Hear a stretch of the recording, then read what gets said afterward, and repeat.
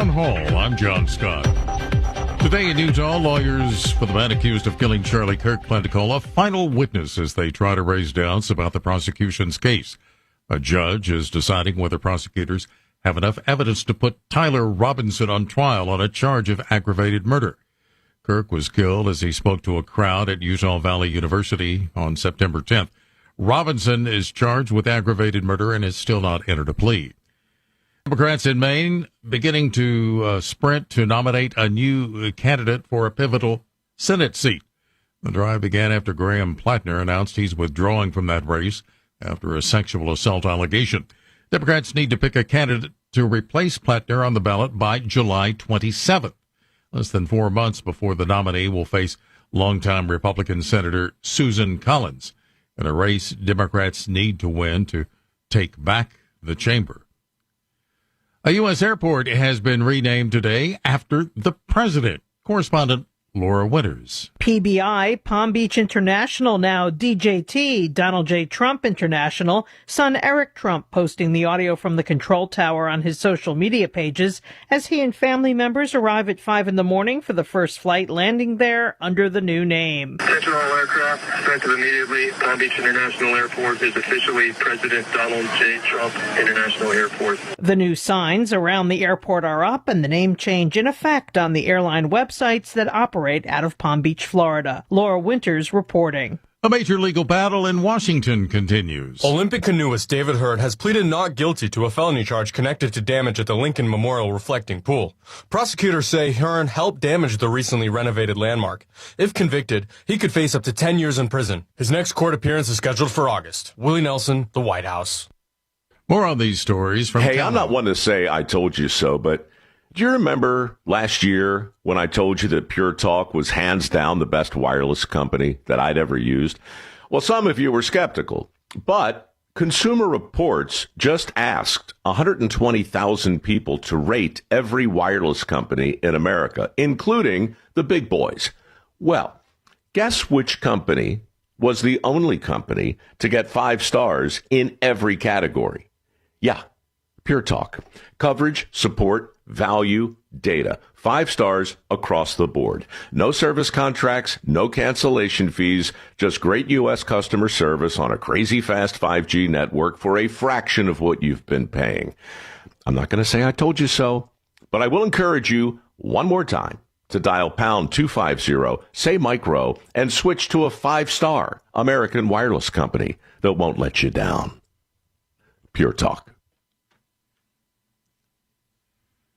Tensions rising over immigration between the U.S. and Mexico. Mexico plans to request criminal charges over the deaths of 17 Mexicans in ICE custody or during immigration operations under the Trump administration. Podemos ser omisos frente. Mexican President Claudia Sheinbaum says we cannot turn a blind eye to the Mexicans who have died during ICE operations or who are or were detained in these detention centers, which are operated by private companies contracted by ICE. The request, which carries no legal weight, will be submitted to state prosecutors and the Justice Department. It will be accompanied by civil lawsuits against the companies that operate the detention centers. I'm Ed Donahue. Meanwhile, U.S. officials say those being held by authorities there for a reason. Primarily, they had entered the United States illegally, and many had then broken various laws. News and analysis at townhall.com. Britain's potential next leader is canvassing members of Parliament for support. Karen Chamas reports it's a rather complicated process, but one candidate in particular appears to be well on his way. Nominations are opening in a Labour Party election to replace Keir Starmer as Britain's Prime Minister. Former Greater Manchester Mayor Andy Burnham is expected to be the sole candidate. He needs at least 80 signatures from Labour lawmakers to run, a target he's likely to exceed. Other potential contenders have ruled themselves out, including former Defence Minister Al Carnes. Speaking a week earlier in Manchester, Burnham promised sweeping changes on the domestic front. I am going to break with the more of the same approach that has got us here. I am going to give Britain the circuit breaker it needs. Karen Chamas, London. More on these stories at townhall.com.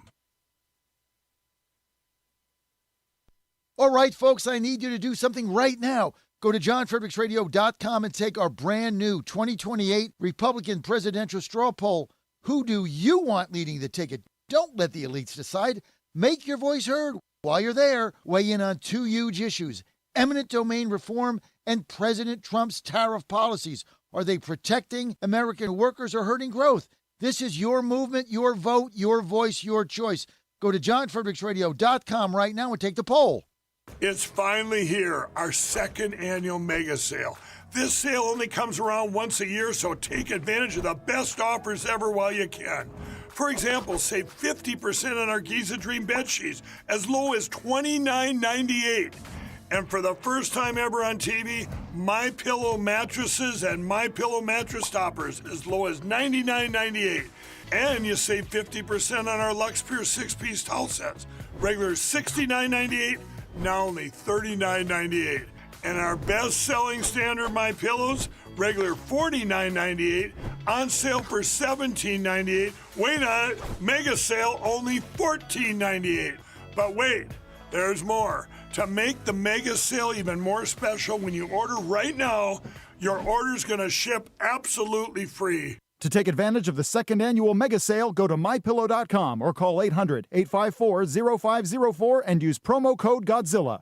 And they're off. This summer, the Thunder returns to Colonial Downs Racetrack. Live thoroughbred racing June 25th through September 7th. Feel the excitement. Hear the roar of the crowd. Experience Virginia's premier horse racing destination every Thursday through Sunday all summer long. Bring the whole family for Family Fun Sundays, packed with activities for all ages. Parking? Free. General admission? Free. Memories? Priceless. Make Colonial Downs Racetrack your new summer fun time tradition. Get tickets and race day info now at colonialdowns.com.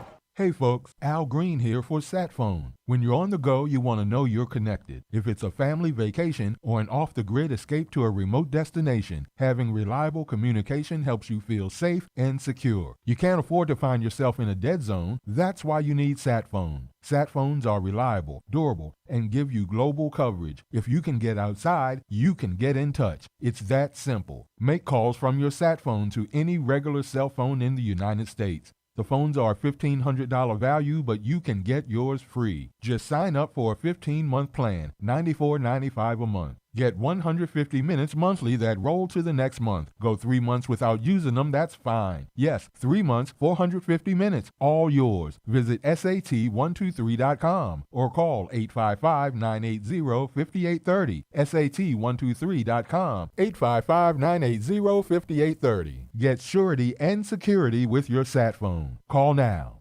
The Trump administration has brought positive changes when it comes to fixing our broken healthcare system. If we really want to make America healthy again, well, that starts at home. And that's where the Wellness Company comes in.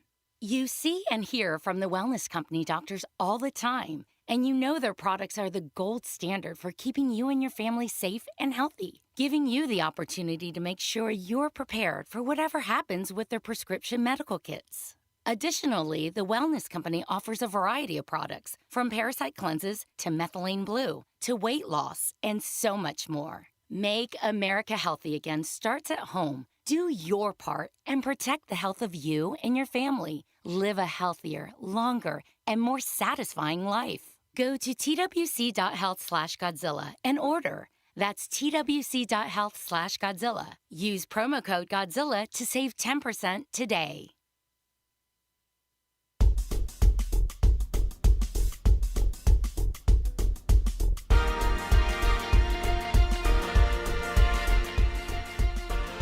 Well, happy Friday, everybody. We made it. Hey, this is the John Fredericks Media Network. I'm Dan Hobgood. Time for a look at, among other things, weather and sports. We'll start, as we always do, with where I am in Richmond, Virginia. High today of 94. Going to see some spotty storms. A low this evening of 72. Apparently going to have a heavy thunderstorm by that point. Right now, the temperature in the River City, 71 degrees. Squirrels top the curve in Altoona yesterday, 5-3. The two teams will face off again beginning at 6 p.m. In the nation's capital, high today of 92, going to be very hot and humid. Possible storms, a low this evening, 71, still humid. In fact, I think you can pretty much just assume until you hear from me otherwise that It's going to be humid here on the East Coast. It's the summer, folks. Right now, the temperature is 72 degrees in Washington. The Nats welcome the Yanks to town for the weekend. First pitch tonight, 6:45. In Atlanta, high of 92, a low tonight of 74 with evening showers. Right now, the temperature also 74 degrees. Braves win the series against the Pirates. Groovy. Next up for the Tomahawk Choppers, a trip to St. Louis. Nashville, you're looking at a high today of 86, possible showers. A low this evening of 70, still possible showers. Right now, the temperature is 74 with some rain in Middle Tennessee. In Philadelphia, a high today of 91 with possible storms. A low this evening of 73, storms and spots. Right now, the temperature is 72 degrees in the city of brotherly love. The Phils run up the score against the Reds yesterday, 1-0. Morgantown, a high today of 79, stormy. A low this evening, 69, still stormy. Right now, the temperature in, by God, West Virginia, 72 degrees. And last but not least, my Yinzers in Pittsburgh. A high today of 82 with possible storms. A low this evening of 70, storms and spots. Right now, the temperature on the 412, 73 degrees. I'm being handed breaking news. Breaking news, the Pirates still suck. Well, at least they have the Brewers coming to town this weekend. Great. Whew. 2 weeks to training camp, folks. 2 weeks. Come on, let's go.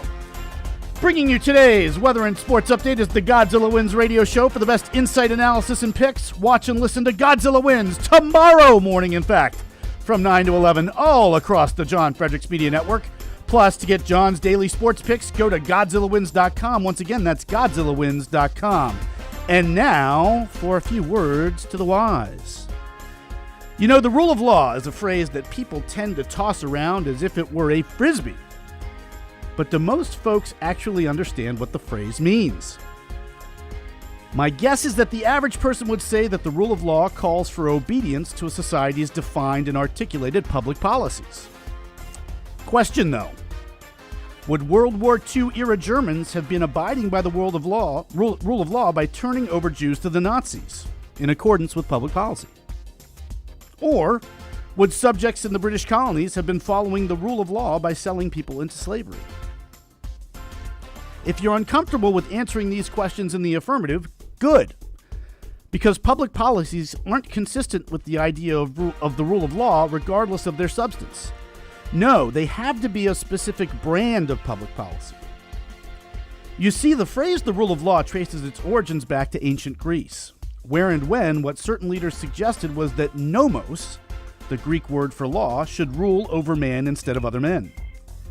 Effectively, these leaders were championing individual rights long before we had a thorough understanding of what individual rights practically entail. And logically, to be compatible with the idea of the rule of law, a public policy needs to sanctify man's own personal latitude. Quite obviously, measures resulting in the persecution of Jews or ones ordaining slavery do not. Importantly, if people tend to equate and throw around any other term with the phrase the rule of law, that other term is democracy. We need to submit to the rule of law and democracy, I so frequently hear. Well, I mentioned that the Greek word for law was nomos. The Greek word for man, against which nomos was pitted, that would have been demos, the very root of the word democracy. How about that? I'll talk more about that woefully misunderstood, actually tyrannical style of government next week. But in the meantime, this has been Dan Hobgood for the John Fredericks Media Network. Outside the Box with the Ox is next, followed by The John Fredericks Show. Stay tuned, everyone.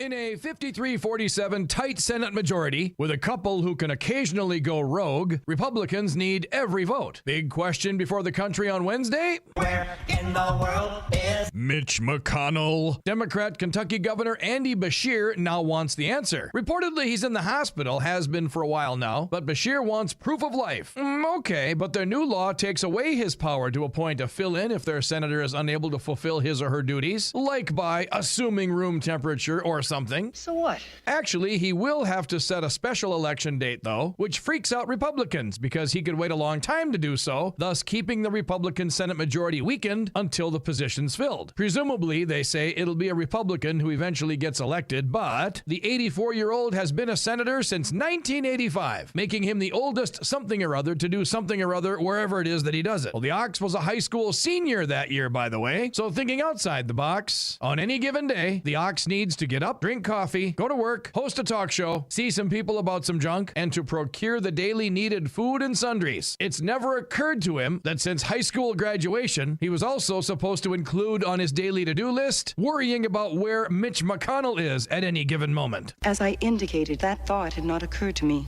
Well, now you have something new to think about. Carry on. Are we comfortable with the notion that the Ox speaks for the masses on this one? Here outside the box with the Ox in the Eastern Time Zone and now in West Virginia on the John Fredericks Media Network.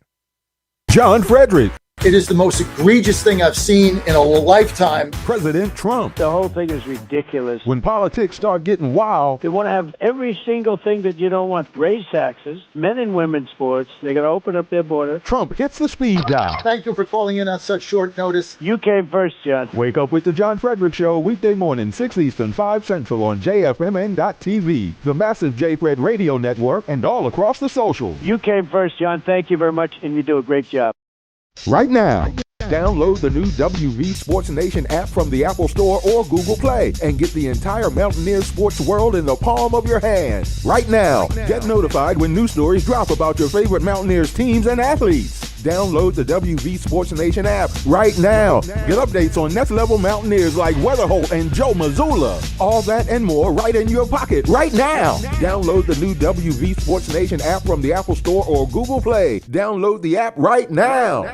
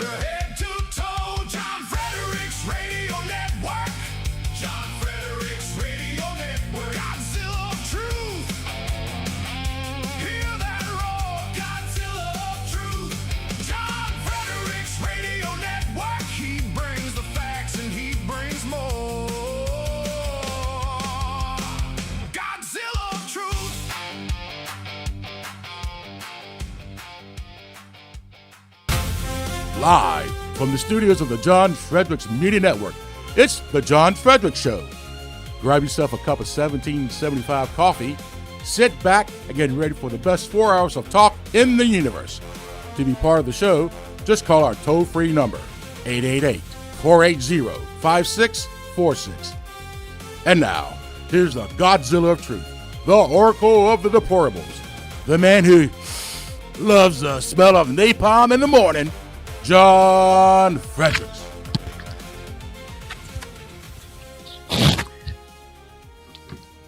TGIF, great to have you with us today. Oh, we're going to be rocking and rolling. What a great week we've had. Lots going on. Good to have you with us. A couple of changes I want to keep mentioning.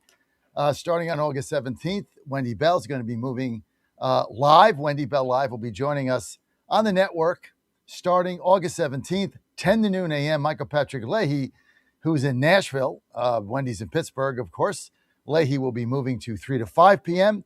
And then we're taking over a new station in Nashville. That deal should be done in the next couple of days. So We got to get a few more papers signed, and we're good to go. So we're excited about that. In Nashville, we'll be picking up the Titans and the Volunteers and all that good stuff. So great to have you with us, as always, right here on the John Fredericks Media Network. Open for your calls, always 888-480-JOHN, 888-480-5646. And this is Friday, TGIF. Don't forget, my favorite show in the history of all shows, Godzilla Wins, is coming up on Saturday, 9 to 11. Also, I always forget to mention, Dan, and you got to remind me of this, the Killer Carl show is going to be on. I got to fix this camera here when I get a moment, but we'll try to deal with it in the meantime. Dan, let's go forward here. Killer Carl 8 to 9, Godzilla Wins 9 to 10. So that's going to be fun. That's always on Saturday. So lots going on. But I want to get your calls, 888-480-5646. You know, Dan, when you get a second, we never played the clip from yesterday, which was President Trump at NATO 2 days ago, basically calling Iran scum. When you get that up and find it, I didn't put it in the first rundown. I think it was from yesterday. See if you can tell me in the little communique there. When we have it, we're good to go. 888-480-5646, 888-480-5646. Well, in the meantime, so here's the Iranian situation that I think is going to be critical for a lot of us to look at. What exactly went down here? Okay, what exactly is going on? Let me just, if I can, kind of give you the whole story. The hostilities in Iran.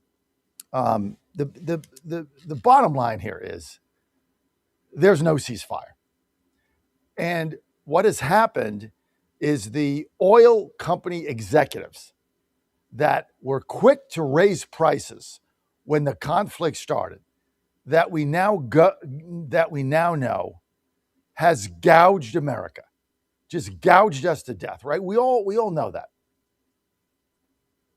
What they're saying now is they understand that the straits are not going to be closed. This is a debate I had with Crilly 2 weeks ago. Like, it's not going to be closed. The straits will be open. And enough oil is getting through where it's not going to affect global oil prices.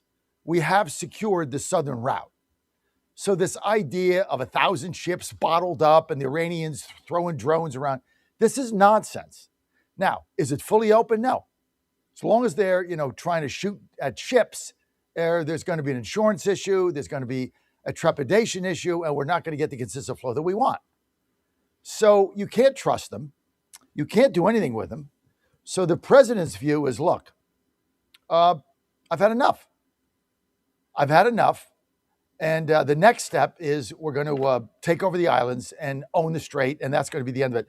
Once you take the strait away from them, they have nothing. They have no army, they have no navy, they have no submarines, they have no affiliates, they have no satellites, they have nothing but a bunch of drones. All the leverage they have is in that strait. Take it, get it done. Meantime, what is happening is, despite the hostilities, the uptick in oil price in a barrel of oil was under $1. So it was marginal. Why? Because now the oil executives that gouged us at the beginning and were telling the president, whispering in his ear 24/7, we got to end this war, we got to end this war, we got to end this war. Now we're seeing a very different tune. Now what is happening, folks, and this is critical, is the top oil executives around the globe are saying, they're coming to the president's side here on Iran, and they're saying we need to get a permanent solution so that we're not going through this whenever Iran decides to shoot drones off at our ships.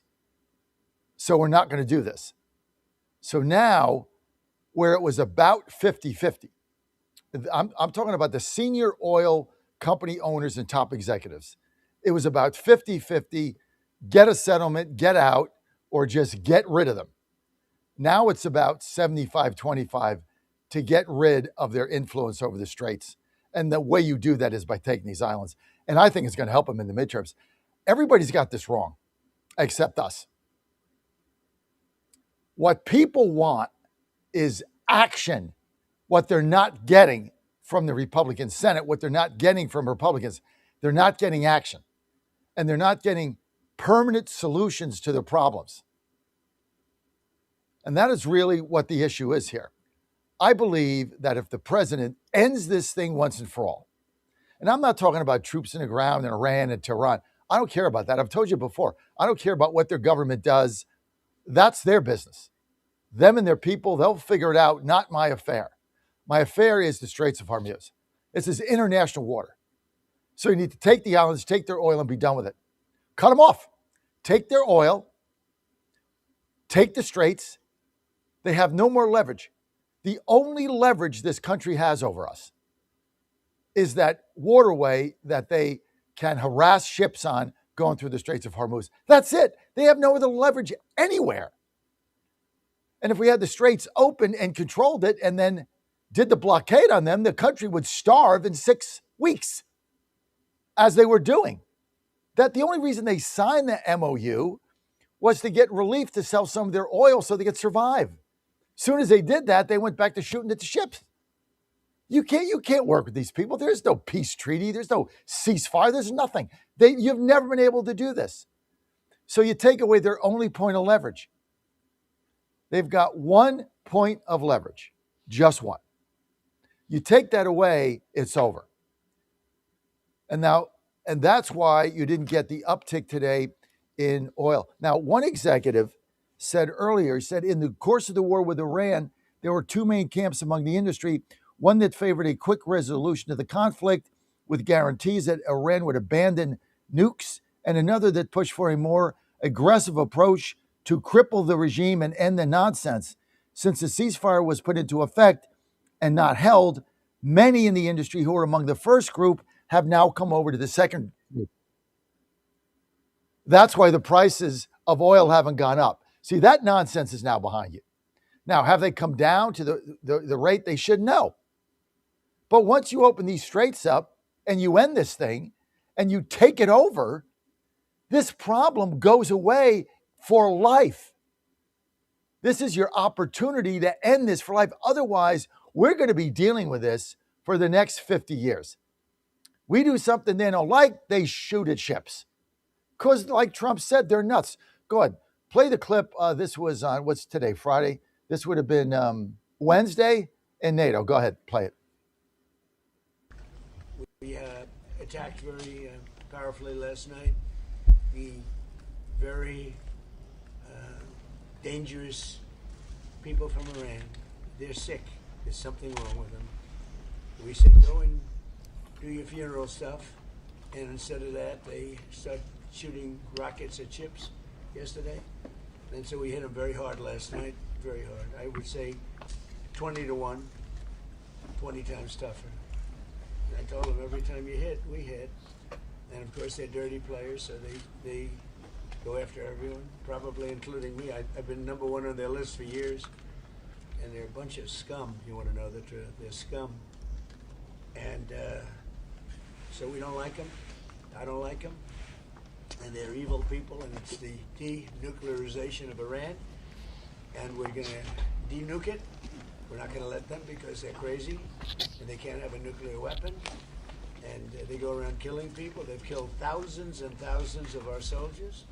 They've killed hundreds of thousands of innocent people. They had the roadside bomb, Soleimani. I took care of him, first term.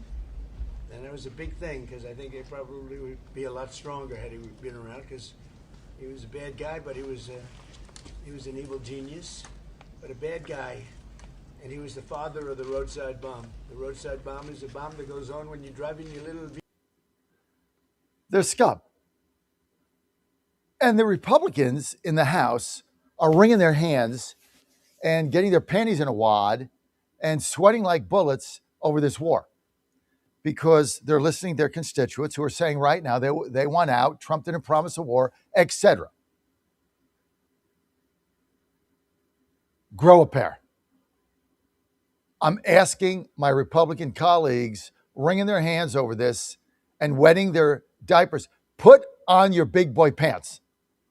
You have an opportunity to end this once and for all. Do you get that? Once and for all. End it. You can end it right now by going in and taking these islands. And yes, that might affect something. And yeah, people don't want to go to war. And yeah, we got the midterms coming up. But I believe that what our base is really starving for, more than just Trump said A and did B, is action. Action that gets a result. And taking these islands right now and getting a permanent solution to the Straits of Hormuz, which will solve this problem in perpetuity. I think the American people will reward President Trump and the Republican majorities and keep them in power. I really believe that. If you operate from fear, you lose. You cannot win operating on defense. You have to score points. You don't win without putting points on the scoreboard. 0 times 0 is 0. You have to be aggressive. In the Senate, in the House, I would love to see the president end this once and for all. I don't want to see any truth socials. I don't want to see any warnings. I just want to get up one day and say, we have taken the islands and wiped them out. The straits are controlled. The oil is going to flow back to America. We just took it. And let them deal with it. I think you'll be rewarded for that. Sometimes you just need to solve a problem. I believe in permanent solutions. This MOU is nonsense. I was for it until they broke it, and now I'm done. Everybody should be done with these people. John Fredericks Media Network, Truck the Truth across America. We'll be right back with your calls, 888-480-JOHN. Stay with us.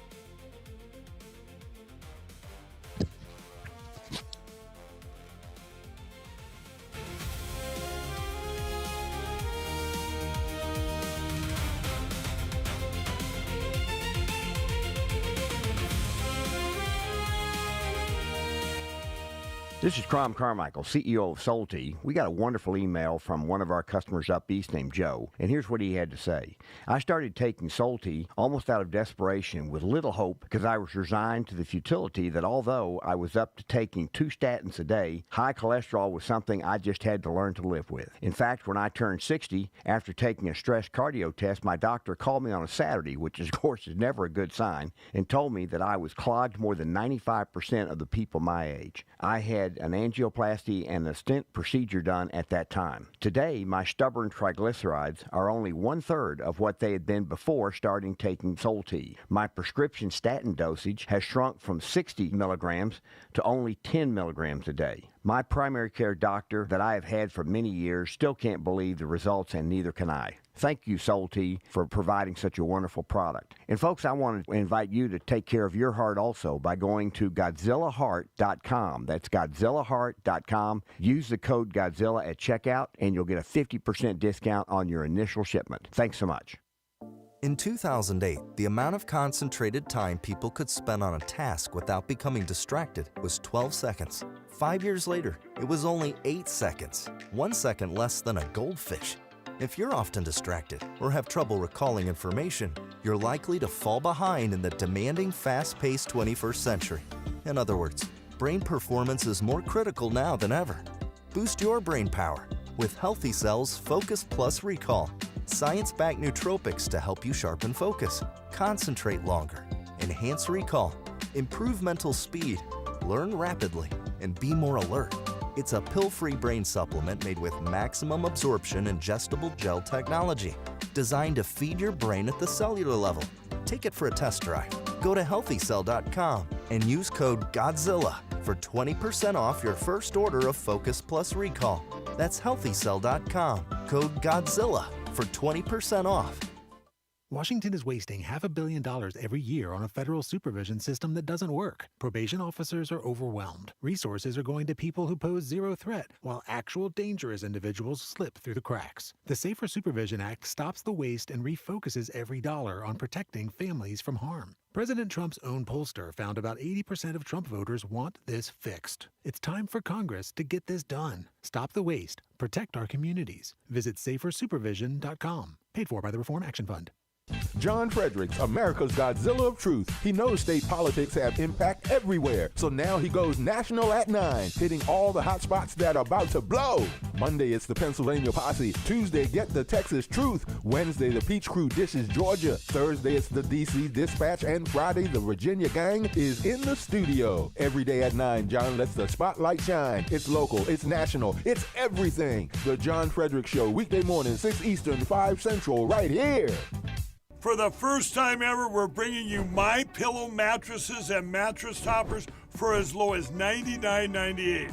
Remember, sleep's all about temperature and pressure points. Whatever sleep needs you have, we have the right technology for you. Like our My Pillow mattress topper, our queen size has over 10,000 individual comfort supports to help relieve your pressure points. And how about our 3-inch Hybrid Plus mattress topper? It's infused with copper and silver to help your body get the restorative sleep it needs. And our My Pillow and Case Coil mattresses, I personally helped develop these mattresses to make sure they have everything needed to give us great sleep.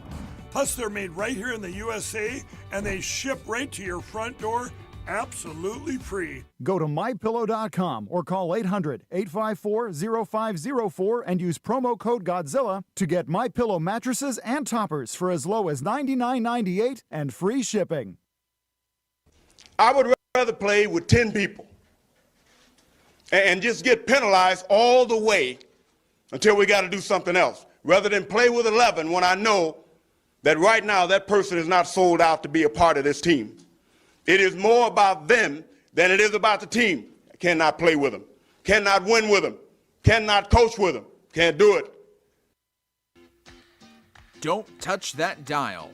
You found your home of the truth. Do you solemnly swear to tell the truth, whole truth, and nothing but the truth? With the best analysis in America. You can't handle the truth. And now back to the John Fredericks Show. Great to have you with me, TGIF. Phone lines open, 888-480-JOHN. I am your Godzilla of the truth in America, your oracle of the deplorables. Always great to have you. Good to have Dan here. Dan, thanks for all you do. Another great week coming up here in the books. Tomorrow, Godzilla wins 9 a.m. Couple of things I want to mention. Don't forget, our show is podcasted. It's not a podcast, but it is podcasted. You can get all of that on all your favorite podcast channels after the show is over, but also you want to go to our YouTube channel. That's where everything is. Go to YouTube, just put in John Fredericks Media. All of our callers come up, our shows come up. You got the whole show. You got the sound bites, you got the shorts, you got whoever it happens to be come on. We cut all those up, so you can always find what we're doing on there, and you are good to go. So don't want to do that. Now you're probably wondering, why I feel so good. Do 75 push-ups a day, except I skipped this morning.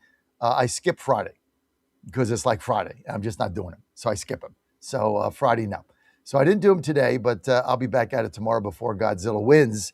But I tell you what, I feel great, look great. One of the main reasons is I take a lot of great things. And right now, and I'm going to get on a weight loss supplement because I've kind of topped out at 245, right? So I got to lose another 30 pounds.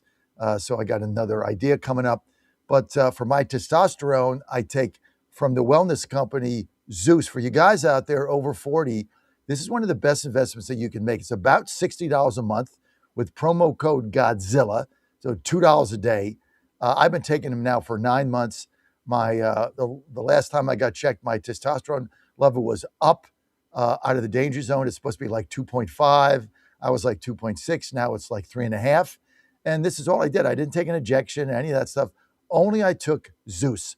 And it was called Mars. They changed the name. I take 2 of these a day.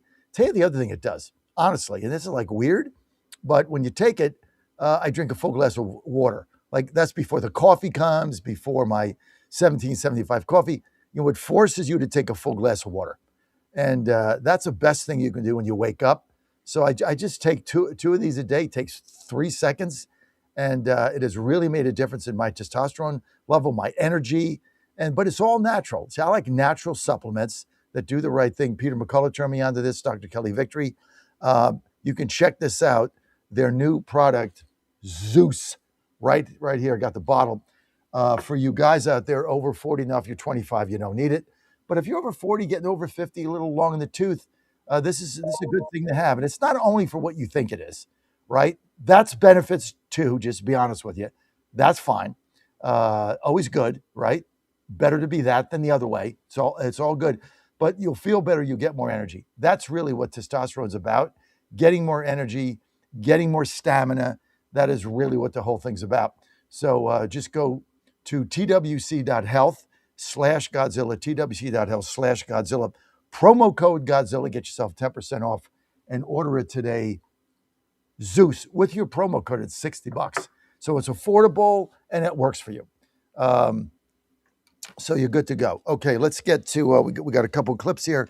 But first, let's get to the phone lines and let's get to Tim in Orlando. Tim, you're live. Line one. Hey, good morning.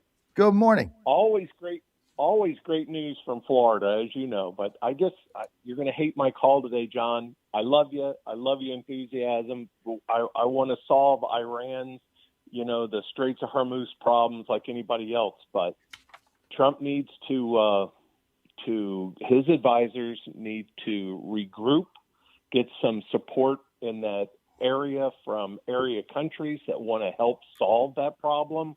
And he needs to refocus on the United States for the next 2 years. He's losing support from MAGA. He's losing support from the Republicans, and he needs to refocus on America right now. I hate to say that, and we're energy rich. We have Alaska. We have the Gulf of America.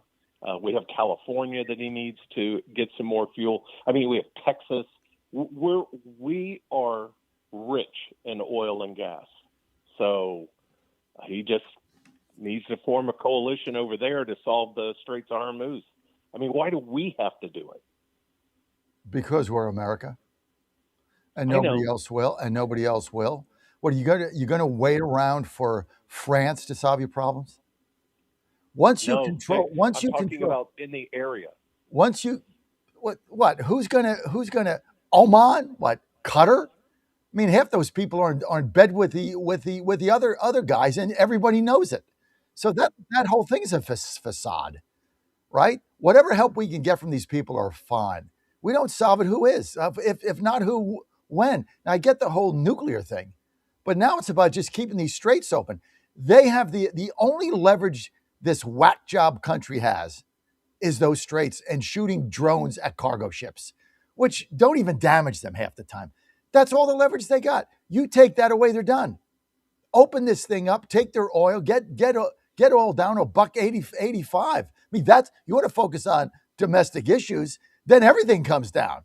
All prices drop. I mean, that's the answer.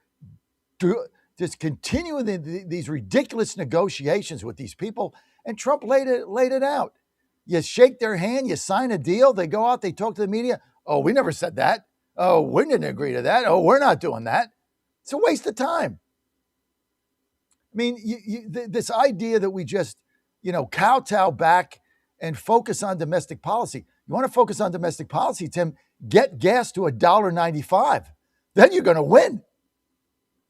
So I understand the hand-wringing that's going on and the chagrin and the, Trump promised this and Trump said this and now we're in a war and MAGA's upset and MAGA's upset and MAGA's upset.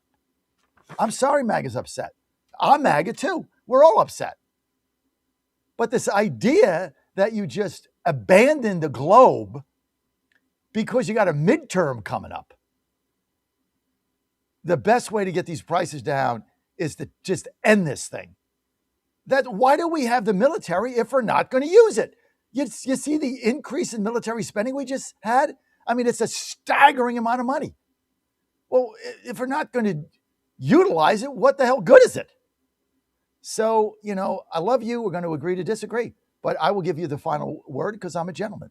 Go ahead, Tim. You are a gentleman, and I'm so happy for you and Ann, and I wish you success with your new purchase in Nashville because you are awesome. We just got some new neighbors from Tennessee, and we were at the last HOA meeting, and I said, why did you move from Tennessee? He said, well, it was a job opportunity, but the new resident loves Tennessee. So congratulations. I think that's a growing market for you. So excellent. Well, I tell you what, when we first started this, it was like, well, we need to be in swing states. And the problem is some of our swing states are no longer swing states. Georgia is becoming blue. I mean, just like it's going there, right? It's right now it's majority minority, and Ossoff's going to win handily, and I think Jackson wins, but that's no longer what we thought it was. Virginia's gone, so now it's like, okay, there's no more swing states. This is basically not where we are. There's basically red, and there's blue. So now our strategy is to go into the red states. Is why we went into West Virginia. It's more fertile for us. We get a bigger audience there. So, strategy changes. I mean, as things evolve. So, Georgia is becoming a colossal waste of my time. To be candid with you, it just is. You guys are in Florida. I mean, the fact that poll numbers are showing this crazy mayor ahead in the governor's race. I mean, I don't think she's going to win, but that place is just, and yet, and then they don't do anything, right? They wouldn't fix the maps like this. That's another group of Republicans, Tim, that don't want to win. You know who wants to win? DeSantis. DeSantis wants to win. Give me a DeSantis anywhere, any governorship, any state. Give me DeSantis. Probably the best governor in the history of the world. Your governor until what, January or what? When is he up? 28, right? 28. Is that when or 26? When is he up, Tim? It's 26. 26, right? So you got him till January. Oh, that's right. You got Byron Donalds, right? So he's going to be awesome. But look, we like Tennessee. We like West Virginia. We still love Virginia. The areas I'm in are still very critical, but I'm losing interest in Georgia. Candidly, I just am. Once that speaker took Kemp's maps and kicked it to the curb, where we could have picked 2 seats up in 28, I'm done. You just can't do anything with these people. They don't want to win, Tim. They don't want to win. How do you? It's like that clip we play from a coach Singletary. You can't play with people that don't want to win, because then you can't win. Unbelievable. Tim, thank you. 888-480-JOHN. Rob in New York, line 2. Rob, you're live. John, one day, and I didn't initially want to talk about this, but you brought it up. One day someone will have to explain to me why the right doesn't want to win in many states. And Georgia is the perfect example. Perfect. I just don't get it. They don't want to win. I really don't. They don't want to win because they operate from fear. They're scared. They're scared of everything makes them scared. Right? The Democrats, the communist jihadists that are taking this country over have no fear. Every time you turn around, we got some Republican cowering in the corner, cowering over Iran, cowering over gas prices, cowering over maps, cowering over this. They're all hiding in the closet behind mommy's apron. Don't want to take a tough vote. Don't want to get rid of the filibuster. Don't want to fire the parliamentarian. Don't want to do the SAVE Act. Don't want to gerrymander the maps.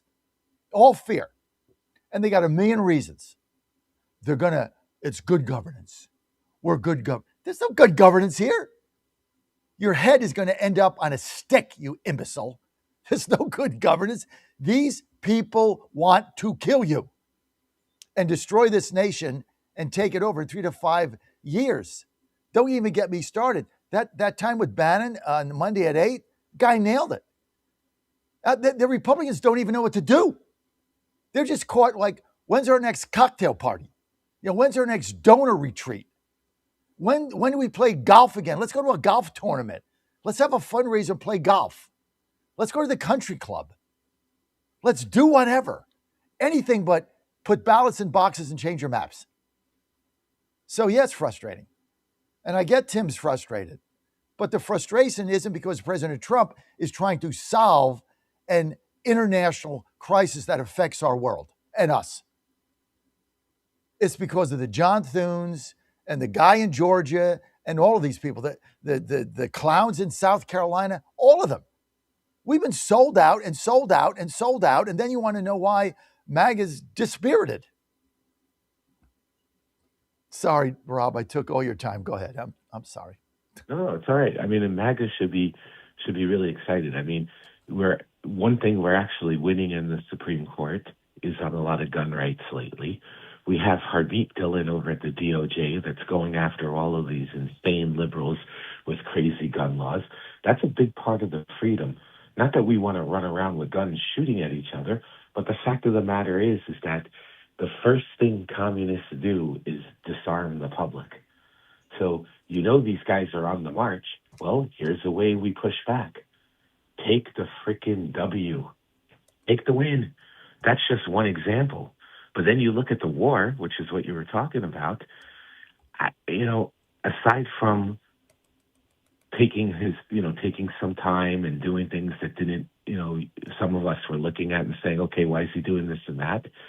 I think what he did in Iran was pretty darn good. You stop these guys from getting a nuclear weapon, which was the primary objective. You tried the diplomacy after you beat them down heavily, because you don't need these nuts accusing you of being a war criminal. I mean, we have the left in this country that thinks Trump is worse than the Ayatollah. I mean, that's how insane people are here. So you do everything. You show the world I tried to negotiate, okay? Because realistically, we could have blown that country, turned it into a parking lot. But why do that? Why kill a whole bunch of people? He did everything right. He tried to negotiate. He tried to do the right thing. He didn't want them to have a bomb. He got an intel that said they were going to have it. Has nothing to do with Netanyahu or Israel or anything else, right? He's the commander-in-chief. He made a command decision. That's what leaders do. They make tough decisions. That's leadership. You got to make tough decisions. Easy decisions, anybody can do that, dude. We can all do that. I mean, I deal with it around my executive tenure here all the time. You got to make tough decisions. They're not easy. But people want you to lead and make the tough decision. The right one and the tough one. And once in a while, you're not going to be right. Nobody bats 1,000. Ted Williams, 405. That's it. Highest in history. You don't bat 1,000. No one does. So, you know what? I think he made the right decision. I think he showed leadership. And what the Republicans don't have right now, other than President Trump, is any leadership. None in the Senate. House abandoning him. Not going to vote for the War Powers Act. Like all this nonsense. Don't gerrymander maps. Put their thumb up their butt, run away and hide behind mommy's apron and talk about good governance. What the hell's that mean? Let's have good governance. Well, the communists are there and they want to put you in an internment camp. Well, that's not nice. That's not nice. Don't do that to me. As you're, behind a barbed wire fence, which is what they plan on doing. Because we won't fight. I mean, I belong to a party in Washington, D.C. My chagrin here, my beef with these people, my chairman, is they don't do anything. And if you try to do something, then they throw you out. So they don't want to win. They don't even want to compete. Doesn't mean you have to win. Compete. Take the shot. They don't want to do that either. Get in the ring. Get in the arena. We all got to get in the arena. The jihadist communists are in the arena. Right now, here's what did in Maine. Let me just give the example of what we're battling here, Rob. Let's take Maine.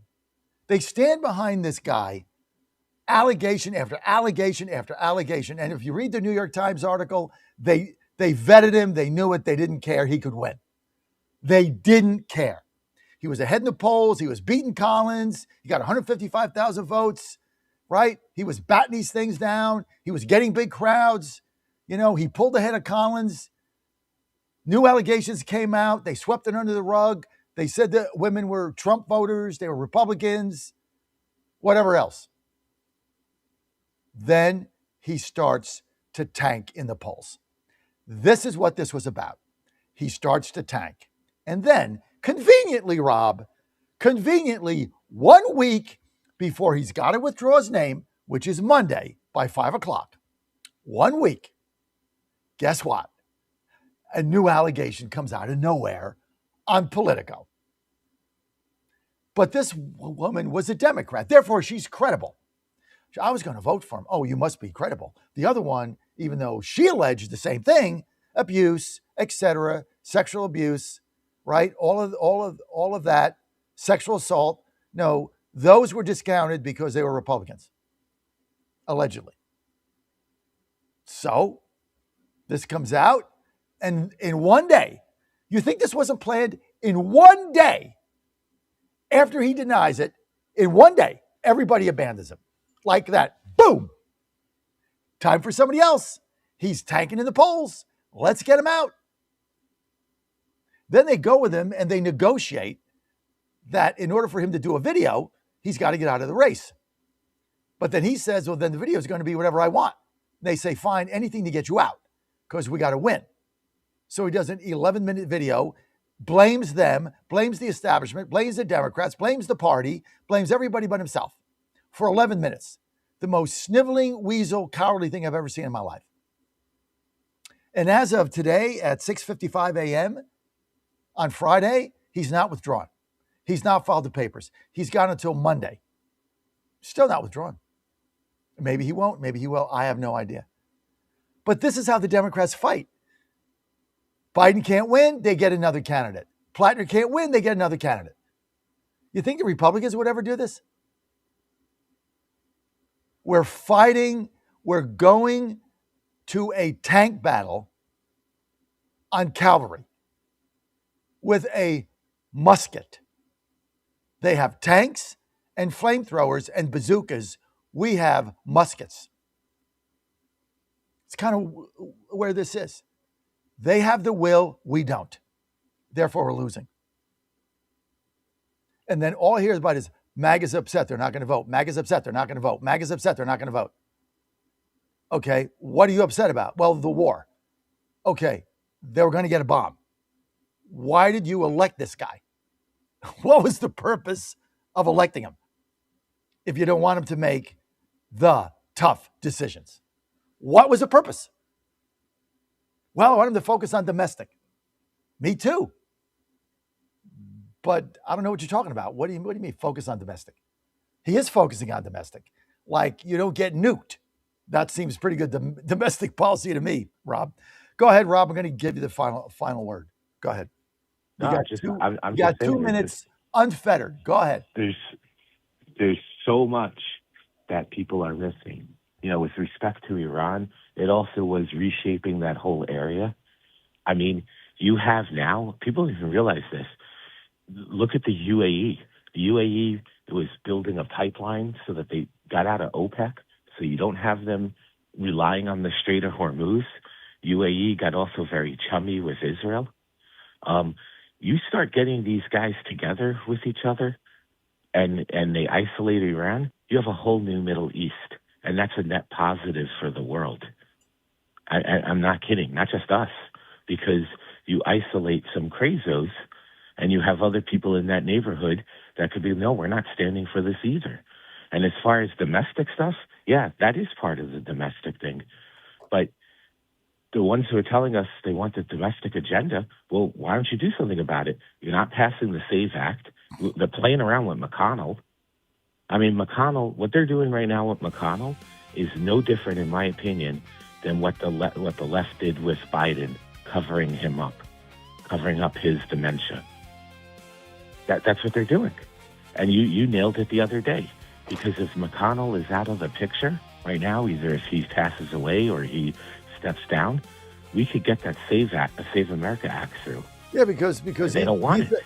Because he's a no vote. See, because they don't want it, because they don't want to win. At some point, you just got to acknowledge your party doesn't want to win. They don't want to win. It's like the point shaving scandals that are going on right now in college basketball. Every day you look up on ESPN or the Athletic, because obviously I'm in that business to a certain extent. I follow it. There's a point shaving scandal a day. This is a point shaving scandal. McConnell is shaving points. They don't want to win. They just feign it. They make believe they want to win. Give them money. Get a fundraising text. Unbelievable. That's the frustration. Those that are frustrated at President Trump, you got the right feeling, you got the wrong target. The target is the Senate. The target is these feckless weasel Republicans who won't do anything. It's not your president. John Fredericks Media Network. I'll be right back. Colonel Dunn next. Back and forth attacks between the U.S. and Iran as Tehran has targeted American allies in the region. Missile alert sirens went off in Bahrain, Kuwait, and Qatar as Iran retaliated. There's no word on if there's any damage in those Gulf countries, but it just shows how everything is escalating, and this interim deal to try to end the war now looks increasingly at risk. Correspondent John Gambrell. An Iranian military drone displayed this week in Coral Gables, prompting warners from lawmakers and national security experts who said Iran's growing relationship with Cuba could pose a threat to the United States. These drones were believed to have been sent to Cuba before the war in Iran began.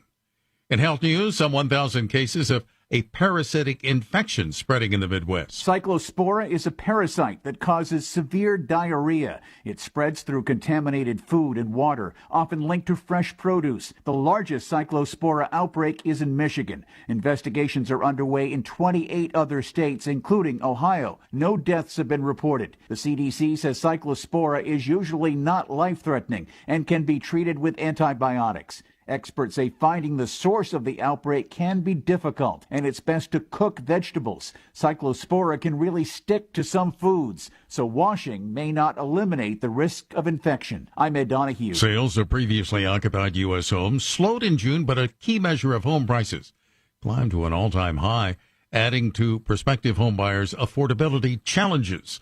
The National Association of Realtors said that existing home sales fell 2.4% last month from May. Sales rose 2.8% compared with June last year.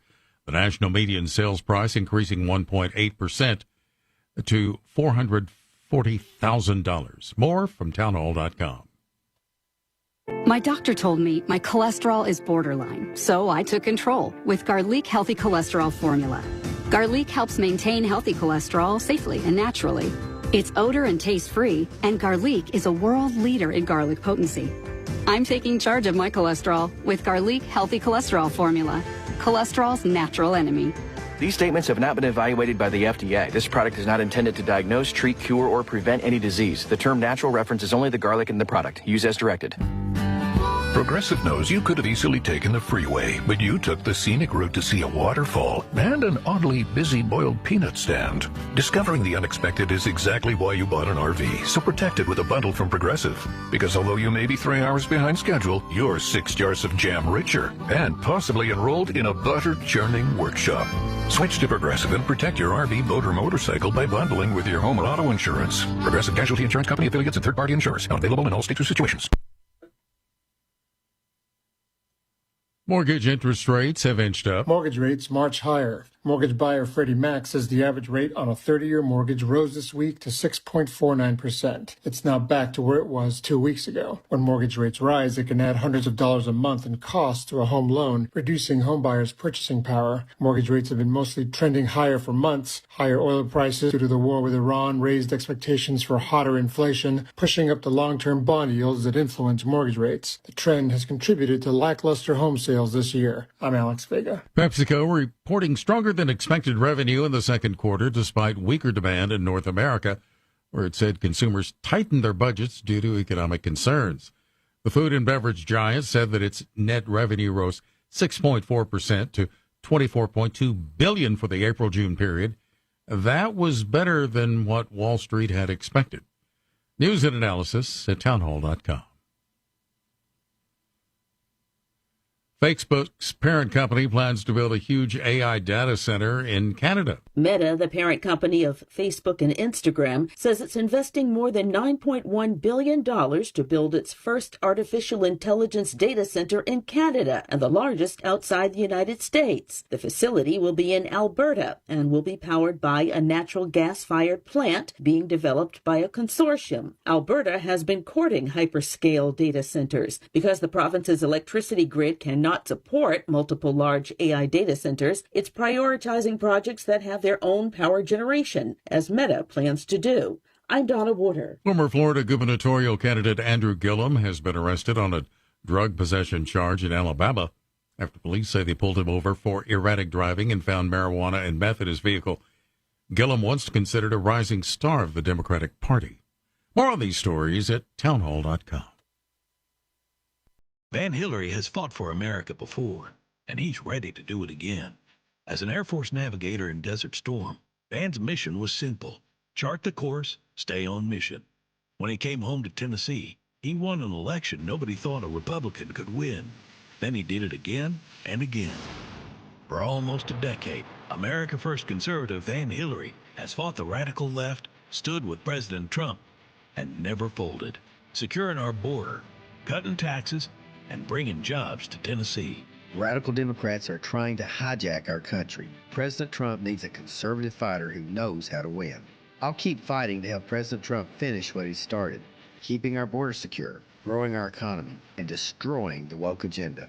I'm Van Hillary, and I approve this message because I'm standing with President Trump to get America back on mission. America First conservative Van Hillary. He's never folded, and he never will. Paid for by Van for Tennessee. What happens in Virginia doesn't stay in Virginia. It influences policy and policymakers nationwide. The VirginiaStar.com shines a light on the issues in VA that become issues for the USA, with insightful commentary that gets to the fact of the matter. The VirginiaStar.com is your source of wisdom and truth, locally, statewide, and nationally. Log on today and every day. The VirginiaStar.com. The VirginiaStar.com. And they're off. This summer, the Thunder returns to Colonial Downs Racetrack. Live thoroughbred racing June 25th through September 7th. Feel the excitement. Hear the roar of the crowd. Experience Virginia's premier horse racing destination every Thursday through Sunday all summer long. Bring the whole family for Family Fun Sundays, packed with activities for all ages. Parking? Free. General admission? Free. Memories? Priceless. Make Colonial Downs Racetrack your new summer fun time tradition. Get tickets and race day info now at colonialdowns.com. Washington is wasting $500 million every year on a federal supervision system that doesn't work. Probation officers are overwhelmed. Resources are going to people who pose zero threat, while actual dangerous individuals slip through the cracks. The Safer Supervision Act stops the waste and refocuses every dollar on protecting families from harm. President Trump's own pollster found about 80% of Trump voters want this fixed. It's time for Congress to get this done. Stop the waste. Protect our communities. Visit safersupervision.com. Paid for by the Reform Action Fund. What if you had a plan to build income outside your job? At Lifestyles Unlimited, you'll learn how people are investing in real estate to grow their income and make smarter financial choices one property at a time. Right now, join us for just $297. That's a savings of $443 off our real estate education program. Text RADIO to 88007. That's RADIO to 88007. Presented by Lifestyles Unlimited. Ponder this. Why would God permit evil to occur? Why does he allow bad things to happen to good people? Why doesn't he intercede when innocent people are unjustly accused? These questions sometimes cause good people to turn their face away from God and question the very existence of God. But God does exist, and he does permit evil. Why, you ask? The short answer is that God permits evil to bring about a greater good. Think about this. The greatest evil ever committed is the killing of our God, Jesus Christ, the second person of the Holy Trinity. From this great evil came the greatest good, the opening of the gates of heaven. That's right, heaven did not open until Christ shed his blood for us. We must always trust God's plan for our salvation, especially when hard times fall upon us. Pray, trust, and persevere in good times and bad. I'm Susie Kelly, and I am passionately Catholic.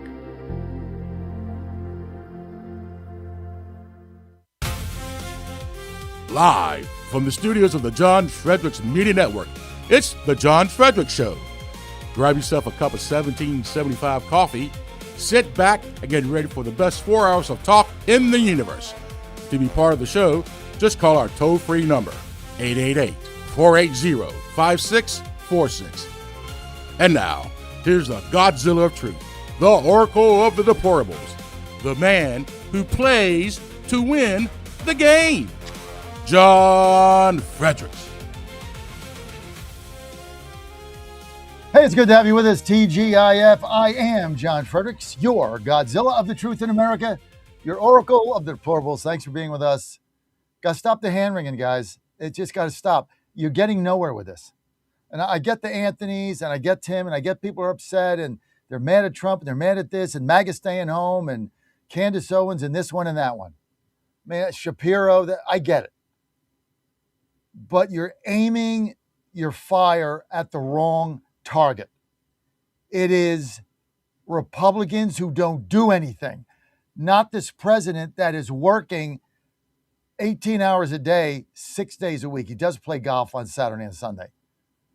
It's unbelievable. I can't cover the guy. I mean, I'm 2 blocks away and I'm exhausted just trying to follow the guy around. It's exhausting. I mean, every time you look up, there's something going on. You don't get a day here in covering the White House like I do. You don't get a day of peace or rest. The guy never stops. Now, he went into Iran because obviously he had intel and he had to make a decision. And you elected him to make a decision, and he made it. And now we got all this hand-wringing, and we're going to lose, and it's got to folks that get domestic, and you got to come back home, and I don't care about Iran, I don't care about Europe, I don't care about NATO, and you got to come in, got to get gas prices, grocery prices. It's all going to come down. Finish the job. Finish the job. When gas is $1.95, what are you going to bitch about then? Because it's coming down. You elect a leader to make tough decisions. That's why he's there. And now we're criticizing him. His base is upset because he's making the tough decisions. Well, we didn't elect him to go to war.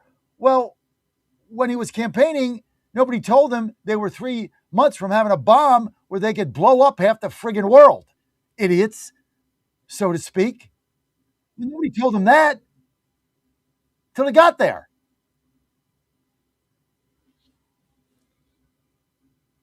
Okay, I don't care about the ballroom, John. Who cares? Who cares? Seriously? I don't care about the ballroom, John. Why is he doing a ballroom? Because they need a ballroom. I don't care about the reflecting pool, John. Why is he doing a reflecting pool? Because our city was a joke when he got in here again. Worse than the first time. And he's cleaned it up. I don't care about his name on a museum, John. I don't care that they named the West Palm Beach Airport after him, John. Give the guy some grace, okay? So they named an airport after him. So they put his name on the Kennedy Center. Whoop-de-doo. What do you care? The guy they tried to kill him 3 times. I don't get it. One little blip and everybody's like abandoning ship. The Democrats never abandoned ship. They got this guy Plattner. They stayed with him until his poll numbers tanked. Let's take a page out of their book. I'm sorry, guys. They're just tougher than we are. They're just tougher. They want to win. We don't. Certainly the Speaker of the House in Georgia doesn't want to win. Certainly the majority in the Senate in South Carolina, they don't want to win. John Thune doesn't want to win. Half the Republicans in the Senate don't want to win. Certainly, the chairman of the D.C. GOP doesn't want to win, Patrick Mara. He doesn't do anything. They're yet to put a press release out. They don't want to fight. I'm looking for fighters. We got a fighter in there. He's fighting for us every day. Look at Trump accounts. Do you know that? I'm going to get to Colonel Dunn in a minute, but Tim fired me today. Thank you, Tim, for the call. Look, Benny Johnson, Congressman, Mississippi, shouldn't be there. in a illegal, gerrymandered, racially motivated district, which the Supreme Court has disallowed. But, Governor Tate Reeves, he didn't want to do it this time. He's going to have to wait until the next time, blah, blah, blah, blah. So Benny Johnson, who represents the poorest congressional district in America, the Mississippi Delta. I want this to sink in. The Mississippi Delta. Dirt friggin' poor. My son Jack, now getting his doctorate in Arizona, taught there for 5 years in an impoverished high school with no money. Minimum wage. Their parents made minimum wage. Struggling to get something to eat. This is the poorest district in the country. And you know what this scumbag does? He advises his constituents not to take advantage or sign up for Trump accounts. Let me get this straight. You don't want them to sign up for Trump accounts if you were born between January 1st, 2025 and December 31st, 2027. You don't want your constituents who are the poorest in the nation to sign up for Trump accounts because they're called Trump accounts, and they get $1,000 of free money from the federal government, no strings attached, going into a savings account tax-free for 18 years. If you put nothing else in it, you'll probably have $10,000 by the time you're 18, which you can take out for college, trade school, start a business, or any of the above. You can take it out tax-free. You can you can have a paper route and donate $1 a week. You can get your grandparents to donate, tax-free. But you're getting $1,000 staked for you to buy into the American dream. So when you're 18, you have something and you see it grow. Yeah, it's not going to change it's not going to change your whole life. But he doesn't want you to take the money. You know why? Because it's called Trump accounts. No, but here's the real reason. And then I'll get to Colonel Dunn. Here's the real reason he doesn't want you to take the money. You ready? Because you might not be dependent on the government for a handout. You might not be dependent anymore. And if you're not dependent, you're not going to vote for them. So they want to keep you downtrodden, poor, and dependent so they can get your votes. This is the sickness of the Democratic Party. Don't take the $1,000 as a baby. Don't take it because it's got Trump's name on it. Because you might buy in to the American dream, which if you do, we'll never get elected. Because the only way we win is by keeping you dependent on us for handouts to live in poverty. Somebody dispute that. What else? Why else would he do that? Absolute scum. It's what we're dealing with. Sorry for the rant. Colonel Dunn, in the waiting room. Colonel, thank you. Thank you for your patience. Hey, thanks for having me. How you doing this morning? Never better, Colonel. How are you? I'm doing outstanding. Okay. Break down now what is going on in Iran. Well, as I suspected, and as we chatted about a few weeks ago, we were going to play tit for tat with Iran for some period of time. And so what I believe is happening is you have an Iranian government that wants to make a deal with the United States because they're rational people. And then you have many others inside that regime, probably some stalwarts from the previous regime, that do not want to make a deal. And all they want to do is destroy the U.S. and destroy Israel. So they're screwing up the peace process. They're doing that by making these very limited but somewhat painful attacks. And they know if they do that we have to react because President Trump has said he will react. So now they're doing some things, they're getting a reaction, and that's slowing the peace process down, which is probably playing right into the Democrats' hands. It would not surprise me, and I just say this not out of jest, it would not surprise me if some Democratic U.S. personnel are negotiating with some of these regime people. It would not surprise me one bit to say, keep the fight going. Keep the fight going. If I could prove it, I would, but I can't. I just suspect it's very possible that behind the scenes we have some of our own unfortunate American people trying to get America to lose this war. And if we could prove it, I'd love someone to prove that. But I hope it's not true. I just have my suspicions. Colonel, I want you to elaborate on that. We've seen the Democratic Party over and over again in some of the fake news push a narrative that we're losing this war. I saw it yesterday. I saw it the day before. You'll see, I saw a news bit that said Iran shot down 30 aircraft, 30 drones, almost like voting for them if this was the World Cup. They are almost exuberant when an aircraft or a U.S. service member is killed, and they want to report it over and over again to just say, look, we're losing, even though, every death is tragic, but the military of Iran is gone.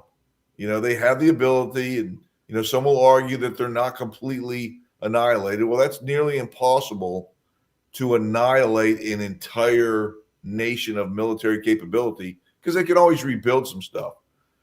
But you're seeing this in the news on the left. They want to have a bullet point to say that this didn't go as well as President Trump said it would. Well, it's combat, it's war. But in the reality, the region is much safer today, and it is much calmer today because Iran has lost all the wasta and all the capability to project power in the Middle East. They cannot have that win narrative go into the midterms. So you actually believe that there are forces in the country in some sort of senior positions. I'm not talking about some rogue civilian with an iPhone. Some kind of a senior position representative of this government that is undermining Trump's effort in Iran and rooting for the Iranians to hold on and defeat us. I don't know that they want Iran to defeat us. They want Iran to appear to be winning as we roll into the midterms. I would hope that no American would like our enemy to defeat us, but I think the thought of winning the midterms is pushing a narrative. You talked about the Maine congressman, who is a terrible person by all accounts, right? Everything we're seeing, if it's true, is terrible. Yet they supported him all the way through. And if a Republican had, gotten a speeding ticket, they would have made that the narrative. So it concerns me. Absolutely, it concerns me. Is someone doing it? I don't know. I just perceive that there is a reason why Iran, every time they do an action, they get annihilated again. So why are they doing that? Maybe because someone is making them a promise that if we get to the midterms, it'll all change for you. Can I prove it? No. Is it happening? I have no idea. It just seems, I'm very suspect that it could be happening. It's a very interesting hypothesis that they're being advised back channel by people within our government that they just got to keep doing this to affect the outcome of the midterms, and then the Democrats will take control, and then they'll be able to go back to doing whatever they want. I think it is a likely narrative and a possibility. Absolutely. It's unbelievable. I mean, when you really think about the reality of that, tough to do. I want to get to, even though we're talking about the war here, Dan, I want to get to 10 because Colonel Dunn brought up the Maine situation. I'm going to play a montage here, Dan. Let's get to 10. Here's a montage that Fox News put together of all of the people on the left making excuses for Plattner before they decided he couldn't win. This is unbelievable. Roll it. Republicans should just really just shut up. They really should just shut up if they're going to be critical of Democrats for supporting a morally challenged candidate. My empathy goes with the bravery of that woman for speaking out, and he has to drop out of the race. Plattner's problem is he should have ran as a Republican, and then he would be the senator. because they don't have an issue with this. It's not okay. And I keep pointing to the one at the top because this is the one that is in front of our kids as well. Yes. And we have to explain why we say no to this one, but this one is okay. An ultimately deeply enraging political career for Graham Plattner, enraging for all of us. Yeah. Yeah. It's okay for him. Absolutely. And they backed him. An interesting note, just for fun, I used the Google this morning. 4 years ago today, in the state of North Carolina, the average gas price was between $4.38 and $4.80. Today, it's $3.55 to $3.88. So $1 difference 4 years ago, and yet everybody's complaining. Imagine if Iran had gotten their nuclear weapon and used it, what gas prices would be. They'd be $19, $19 a gallon probably. So but you hit it on your monologue earlier, is that the Republicans are losing the information battle inside the United States because they just I don't know what's going on.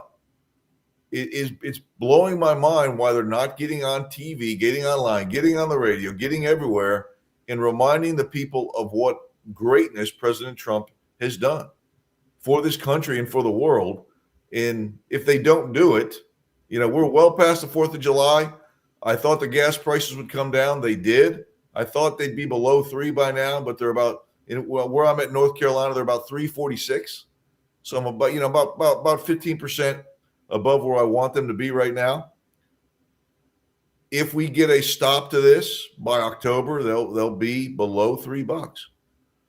But we're not progressing. We're not stating that fact. And as we get closer and closer to November, it may turn out to be bad news for us. Because the communication is horrible. I mean, we have no message. We have put no policies forth. I mean, the Democrats have a message. The person who's running for governor in Texas, Hamaso, state delegate, I think, or state senator, state representative, running against Abbott, right? Puts out a plan the other day. She wants everybody in Texas over the age of 18. She's going to give them a check for $1,500, $1,500, tax-free check. Where's she going to get the money? Well, she's going to take it out of the rainy day fund. Then they say, well, you can't take it out of that. It's for a rainy day. And she says, well, it's raining in Texas for the people who are suffering.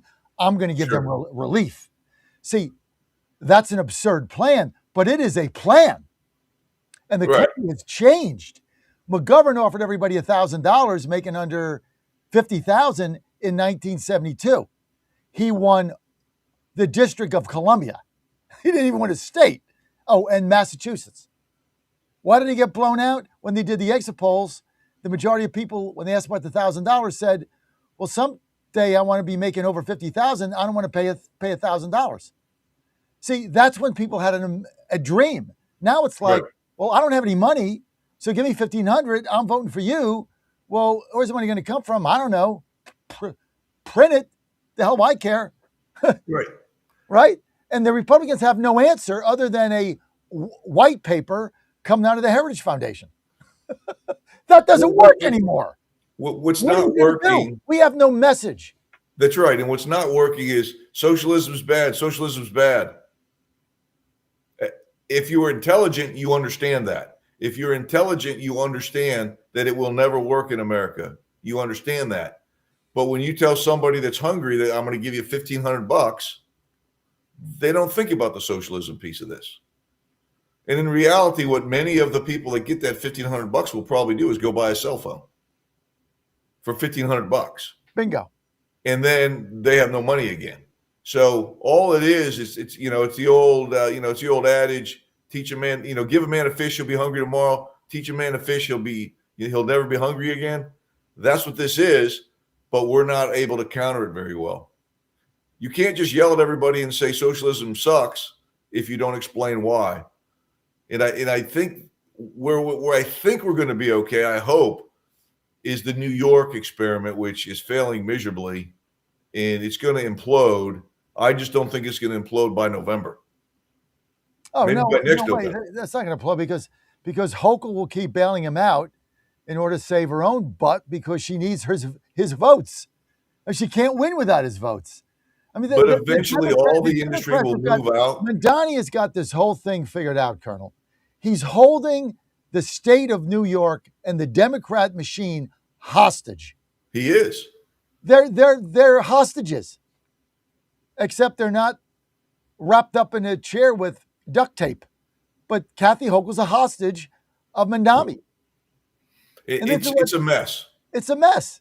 All right, let's get to cut number 7. I want to get your take here, Dan. Roll it.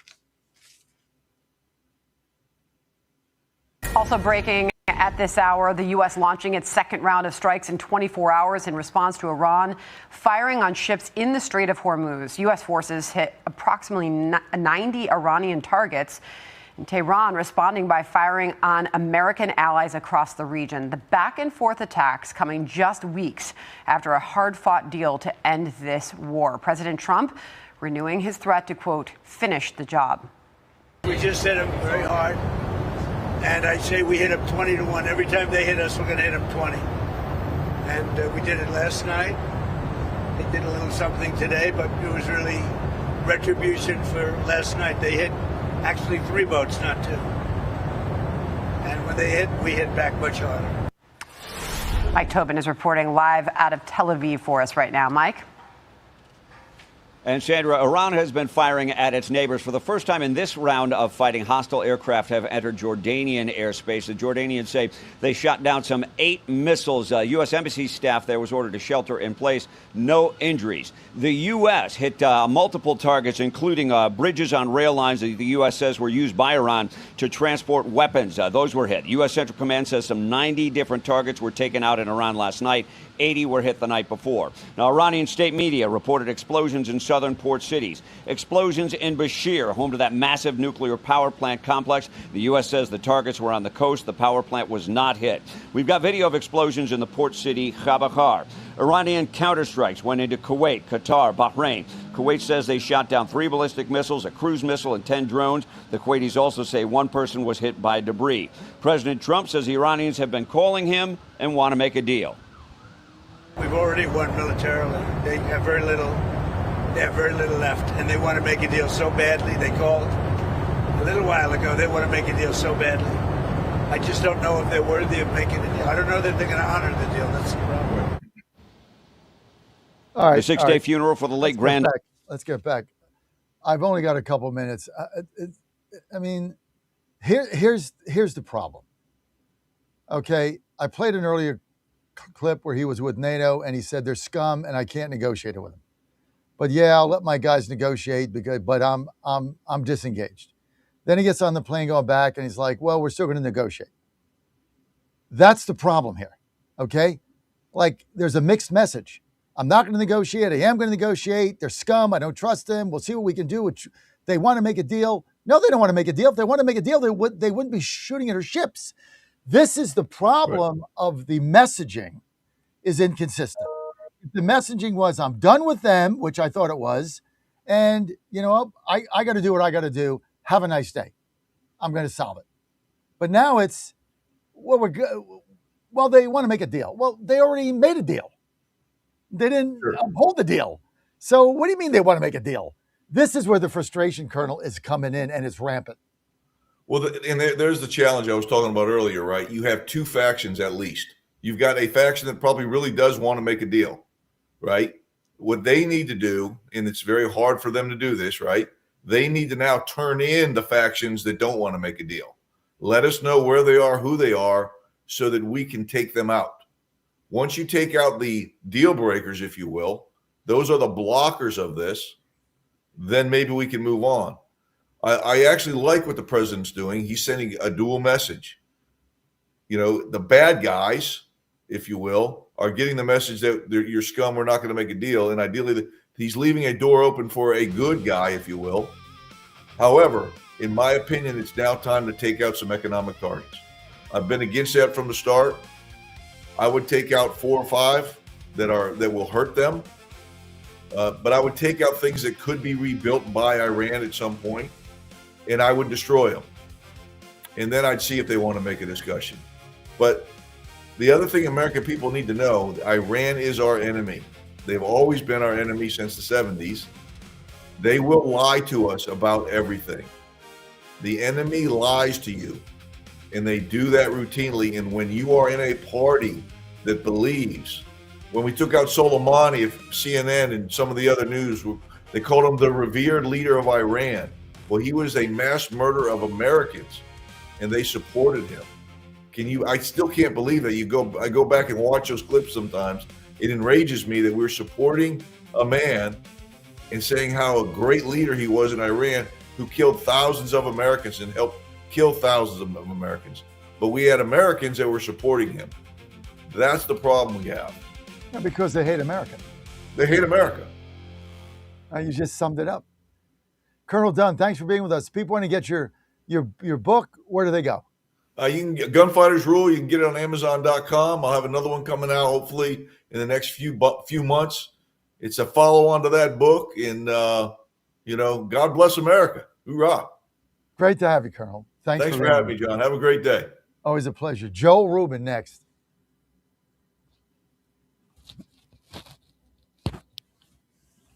Hey folks, Al Green here for SatPhone. When you're on the go, you want to know you're connected. If it's a family vacation or an off-the-grid escape to a remote destination, having reliable communication helps you feel safe and secure. You can't afford to find yourself in a dead zone. That's why you need SatPhone. SatPhones are reliable, durable, and give you global coverage. If you can get outside, you can get in touch. It's that simple. Make calls from your SatPhone to any regular cell phone in the United States. The phones are $1,500 value, but you can get yours free. Just sign up for a 15-month plan, $94.95 a month. Get 150 minutes monthly that roll to the next month. Go 3 months without using them, that's fine. Yes, 3 months, 450 minutes, all yours. Visit SAT123.com or call 855-980-5830. SAT123.com, 855-980-5830. Get surety and security with your sat phone. Call now.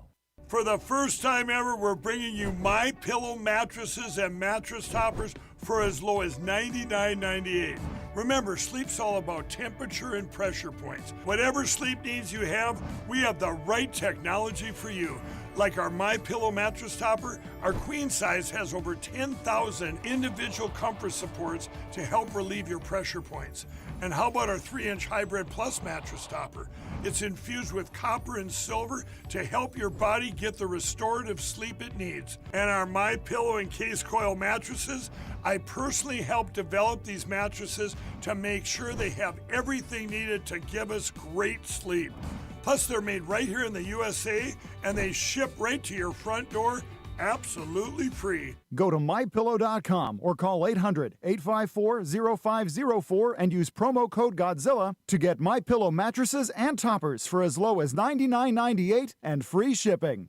Now more than ever, it's imperative to support companies that share our conservative values. That's why I can't be more excited to tell you that I've switched my family to Patriot Mobile. Patriot Mobile is America's only Christian conservative wireless provider. When you switch to Patriot Mobile, you shift your support away from the leftist, woke, progressive agendas of Big Mobile. Patriot Mobile's wireless service works perfectly and seamlessly as you go about your lives with exceptional nationwide coverage that uses the same towers the main carriers use. Patriot Mobile donates a portion of every dollar earned to causes you care about, to organizations that fight for religious freedom, First and Second Amendments, sanctity of life, and the needs of veterans and first responders. Patriot Mobile has plans to fit any budget, along with great discounts for our veterans and first responder heroes, as well as multi-line users. Switching is easy. Just go to patriotmobile.com/Godzilla or call their U.S.-based customer service team, 972-PATRIOT. That's 972-728-7468. Use offer code Godzilla for free activation. Folks, this is Crom Carmichael, CEO of Solti. I have recently turned 77 years old. I do not take prescription drugs. I have not had to take prescription drugs, and I attribute a lot of my good health to a product that I've been taking, which is the active ingredient in Solti. It's a 22% concentration of theaflavin. We did clinical trials on it 25 years ago and found that it helped lower cholesterol, We have had many, many hundreds of letters and emails from customers telling us how it has helped them not only manage their cholesterol, but lower their triglycerides and help them on their blood pressure. And I can't tell you how much I attribute to Solti for my good health at age 77. And I encourage you to go to GodzillaHeart.com. That's GodzillaHeart.com. And use the code Godzilla at checkout, and you'll get a 50% off on your initial shipment of Solti. And I promise you it will be a great help for your heart health. Thanks so much. Mike, at any point in your coaching career, It's amazing how many of us choose to go about our daily life without recognizing others who cross our paths each day. Take, for example, your morning walk, run, or workout at the gym. As we encounter others, often we don't make eye contact, let alone smile or greet each other. Listening to music or a podcast with our earbuds is so much more preferable than having to greet others we encounter. As a result, people are becoming more and more disconnected from each other. So let's start a human connection trend. Here's an experiment for you to try. Put your phone and earbuds away for a day while in public. Try to engage others in your path with a simple smile and a kind hello. These simple gestures will become a powerful force in the world. A smile costs nothing, but can be a powerful tool to brighten the day for others. Let your smile be a light for all to see. It's a gesture of love from the Lord. I'm Susie Kelly, and I am passionately Catholic. Mike, at any point in your coaching career, did you ever have an interest or express an interest in being a head coach in the college game? And do you have any idea how that may or may not have led to folks like Ryan and Doug Whaley and Carson Palmer connecting you to some college jobs? Hey, guys, I don't have time for that speculation. I mean, that's a joke to me. I got one of the best jobs in all of professional sport. Why would I have any interest in coaching college football? That'll be the last time that I address it. And not only today, but moving forward. Never say never, but never. Okay? Anybody else got any questions about any college jobs? There's not a booster with a big enough blank check. Anyone else? All right. Thank you. Anybody asking Sean Payton about that? You know, anybody asking Andy Reid about stuff like that? Don't touch that dial. You've found your home of the truth. Do you solemnly swear to tell the truth, whole truth, and nothing but the truth? With the best analysis in America. You can't handle the truth. And now back to the John Fredericks Show. I'll tell you what, if you want great internet connection, no matter where you are, Starlink Mini is one of the greatest things I've ever got. And I tell you, it's $169 on stat123.com. And then I think I pay $59 a month. So I used to have all these jetpacks laying around in my bag. I got 5 of them or 3 of them. They're all gone. I have my Starlink Mini. Why? Because this thing is the greatest thing ever invented. You can take it in the car. You can take it in your bag. It's this big. It fits right in your briefcase. It fits in your computer bag. You take it in. It's got a plug. Doesn't matter where you are. You just put that by a window, and you're getting 100 ups, 100 downs, right? You're not in a hotel. Ever go to a hotel, try to get online, right? Everything is slow, can't get it, kicks you off, trying to get a Zoom call. Forget that, right? You get your Starlink Mini. This thing is like, it doesn't matter where you are. Doesn't matter how many bars there are, what room you're in. If you got a window, now if you're in a box somewhere, you're not going to get out. But if you got a window, if you got a balcony, anything like that, you got a car with a sunroof, boom, you put it right there, you put it right by the window, you're going to get the greatest internet service you've ever gotten. This thing never goes out because there's satellites all over the place. It's called the Starlink Mini. Check this out. Just go to sat123.com, sat123.com, and stay connected no matter where you are, especially if you're, run companies or you're executive or you own a business and you need to stay connected to your company, see what's going on. And internet is important, good coverage, downloads, uploads, whatever it is. Starlink Mini is the way to go. It's going to make the jetpacks, and I know many of you have one, or the hotspots, it's going to make those irrelevant. That's how powerful this thing is. And it's this big, it fits right in your bag. Go to sat123.com, sat123.com. Check out your Starlink Mini today. Join me now, Joel Rubin, Democrat, or I guess he's kind of a Democrat. He was, I don't know what the hell he is now. He's just like a common sense guy. Geez, John. Trying to figure out what's killing me. Party's doing. Okay, I got to play A horrible week. A horrible I know, week right? there. But I got to play a clip for you here. Let's see which one I got all excited about my Starlink here.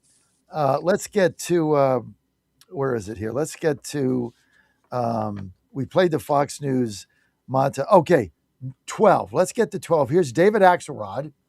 Okay, David's one of Don't do it to me. One of Joel's buddies, right? He goes back with the Obama days, right? Well, you just like I just want to say this before we get to cut 12. I almost feel like putting up a billboard in downtown Richmond or like in DC, just buying it, because I did one of these once for McAuliffe for my own money, and having a picture of President Bill Clinton with a cup of coffee saying, "Miss me yet?" Democrats, miss me yet? Wouldn't that be fun? I should do that. I gotta find out. I did one in the I-64, I-95 interchange in Richmond when remember Governor Northam and the blackface and all that stuff was going on. It was a complete disaster. And I bought this billboard. I had it for 3 months of Terry McAuliffe with a beer. No, that's some serious trolling going on there, John. A billboard. Everybody knows it. It was a billboard. I got pictures of it somewhere on the website. I bought a 90-day billboard, and I told McAuliffe ahead of time. I sent it to him because I didn't want to use his image with that. He said, "Go for it." It was McAuliffe with a beer, and the billboard said, "As you're coming into Richmond on 95, miss me yet?" I think the short answer would probably be yes in a lot of ways. I'll let you play the clip though, because I'm sure it's only going to fire me up a little bit more. Oh my God, what a week! Go ahead, roll 12 for my good friend Joe Rubin. David, first off, I just wonder what you think of what you heard. This was a very lengthy video that he put up. What did you think about how he did this? I thought it was disgraceful, honestly. He had an opportunity to accept responsibility. There was nowhere in the 11 minutes that he ascribed any of this to his own actions. It was very Trumpian. It was, it was blame the accusers. It was don't accept responsibility. It was martyr yourself. It was really, I thought, a bad moment for him, to completely duck responsibility for his own actions and blame everyone but himself, including the accusers, was just a terrible mistake in my view. Well, here we are. Break this down for us as a reasonable, common sense Democrat. Your party is shrinking you out. But what was your take on this whole thing, Joe Rubin? John, this has been a horrifically awful, no good, bad, lousy week to be a Democrat. Okay, so let me just put that there. This has been one of the worst weeks that we've had. And seeing that Yosemite Sam character do that video, otherwise known as Graham Plattner, just topped it all off. And I think, look, Axe is right. Look, here's what we just saw with Plattner. This was a fake candidate, all right? Let's just be very direct.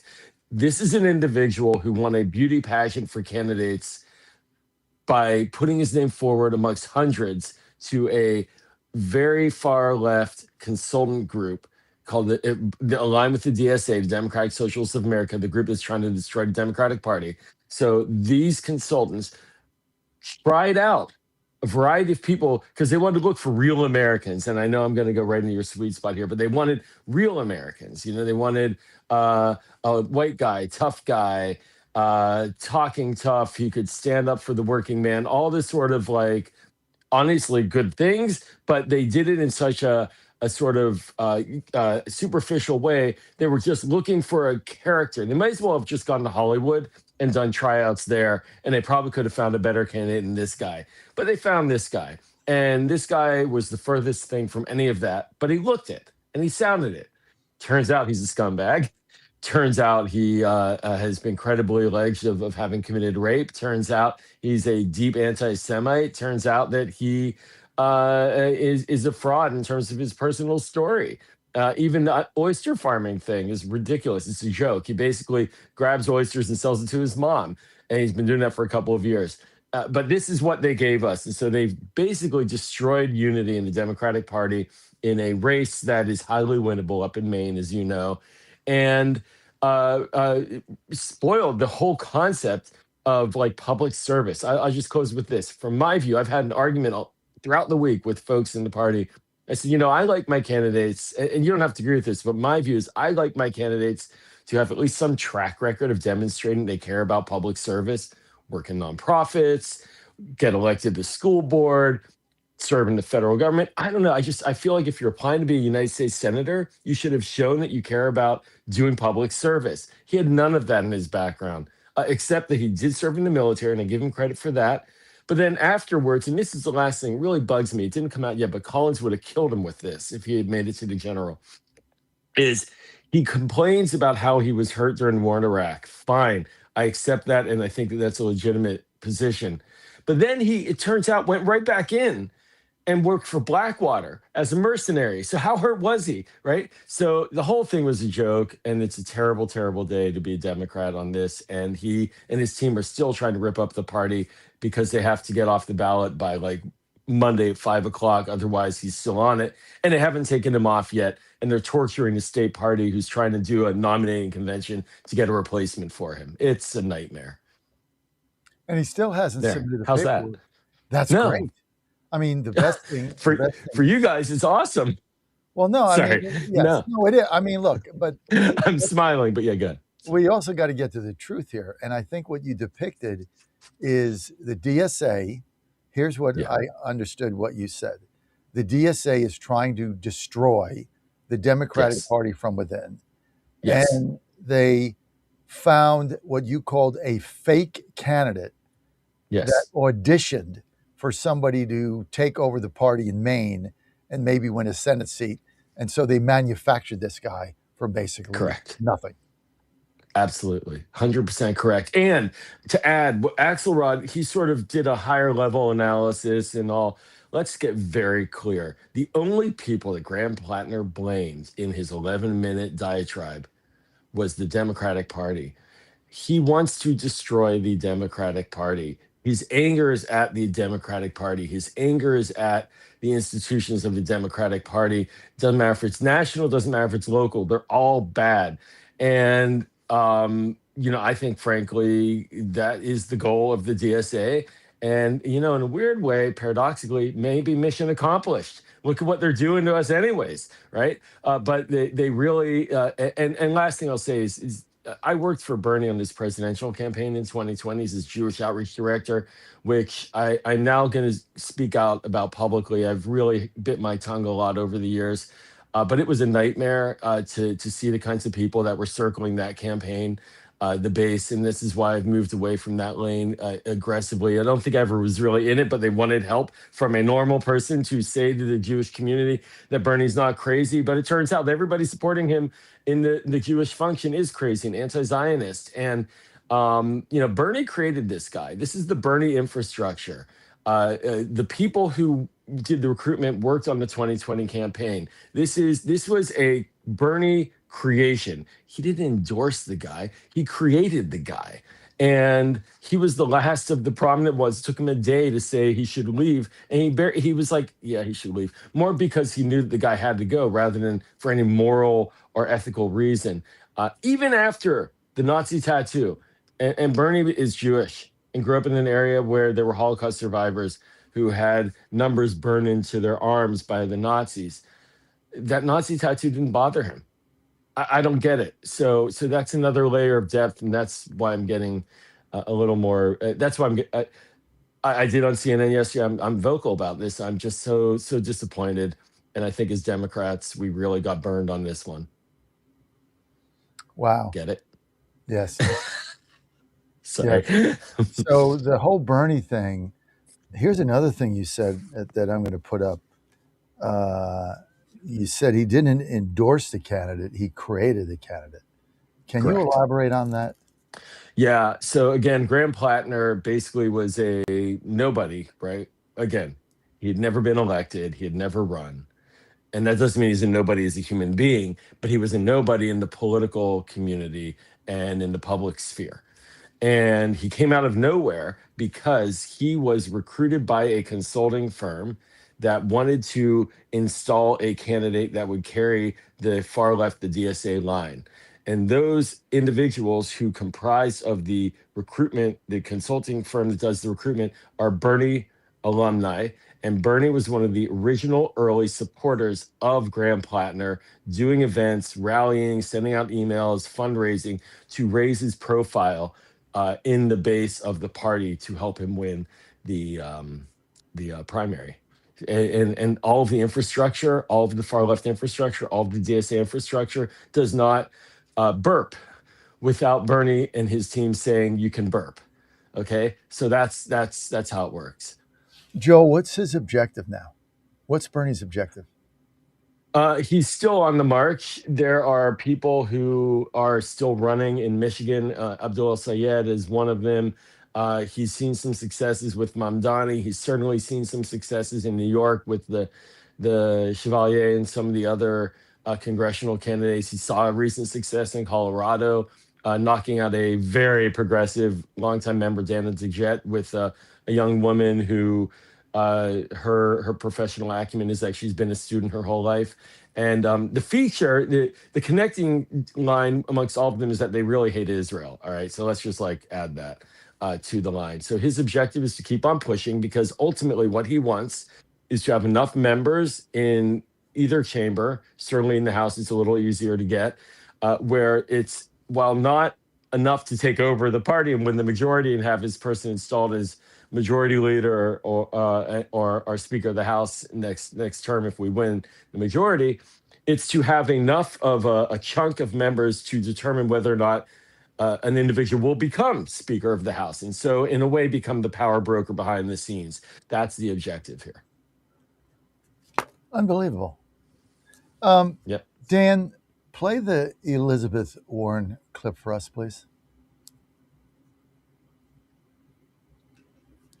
I am here because Washington needs fighters, and Graham Plattner is the fighter we need. You bet. I said to myself, that's my kind of man.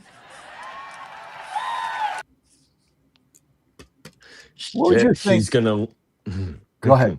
No, go ahead. I mean, she's gonna never live down those words. We're gonna play it every day for life. No, boy, what a gift. That's the thing. Let me just say, for the Democratic political professionals, and that's a world that I know well, there is a lot of Schadenfreude, and there's a lot of we told you so underway, because Democratic professionals, just like Republican professionals, are professionals. And there is a system and a process for reviewing candidates and vetting them. It's not nefarious. It's not the establishment trying to destroy people. It's just like a job interview for a corporation. You go through layers because they want to make sure you're the right fit and that you're going to be effective. The same thing for the vetting process. That's the key word in this. Professionals in the Democratic Party would have noticed that this is not a good candidate through vetting. It turns out there's this now famous interview that Maraf, the guy who did the recruitment of Plattner, he did with the Wall Street Journal, and he's like cackling. And they ask him, well, did you vet the guy? Yes, we gave a chunk of money to a firm. I won't mimic his voice because it's so irritating. But then they said, well, what did you think? You know, the Nazi tattoo, did that come up in the vetting? No. Well, okay, dude. If you can't even know that there's a body tattoo for 18 years, you did not vet this guy. And so then you have Elizabeth Warren, Ro Khanna, Chris Van Hollen, many other members of Congress and Democratic Party just going out there and saying crazy things, endorsing, supporting this guy, trusting that what he's saying is true and that the vetting has been done properly. And they were all hoodwinked. And now they look horrible. And they gave you guys, they gave Republicans tremendous material for free. All right? It's incredible. It's just incredible. What an own goal. Well, and now you can't win that seat. I don't really care who they nominate. Collins is going to win. But I think what bothers us is that it almost looks like they stood behind a guy until his poll numbers were slipping before. Oh yeah, he was going to lose. He was going to lose, and then all of a sudden, this Politico report comes out, and then the next minute, everybody abandons him, and he's got to get out. The next minute.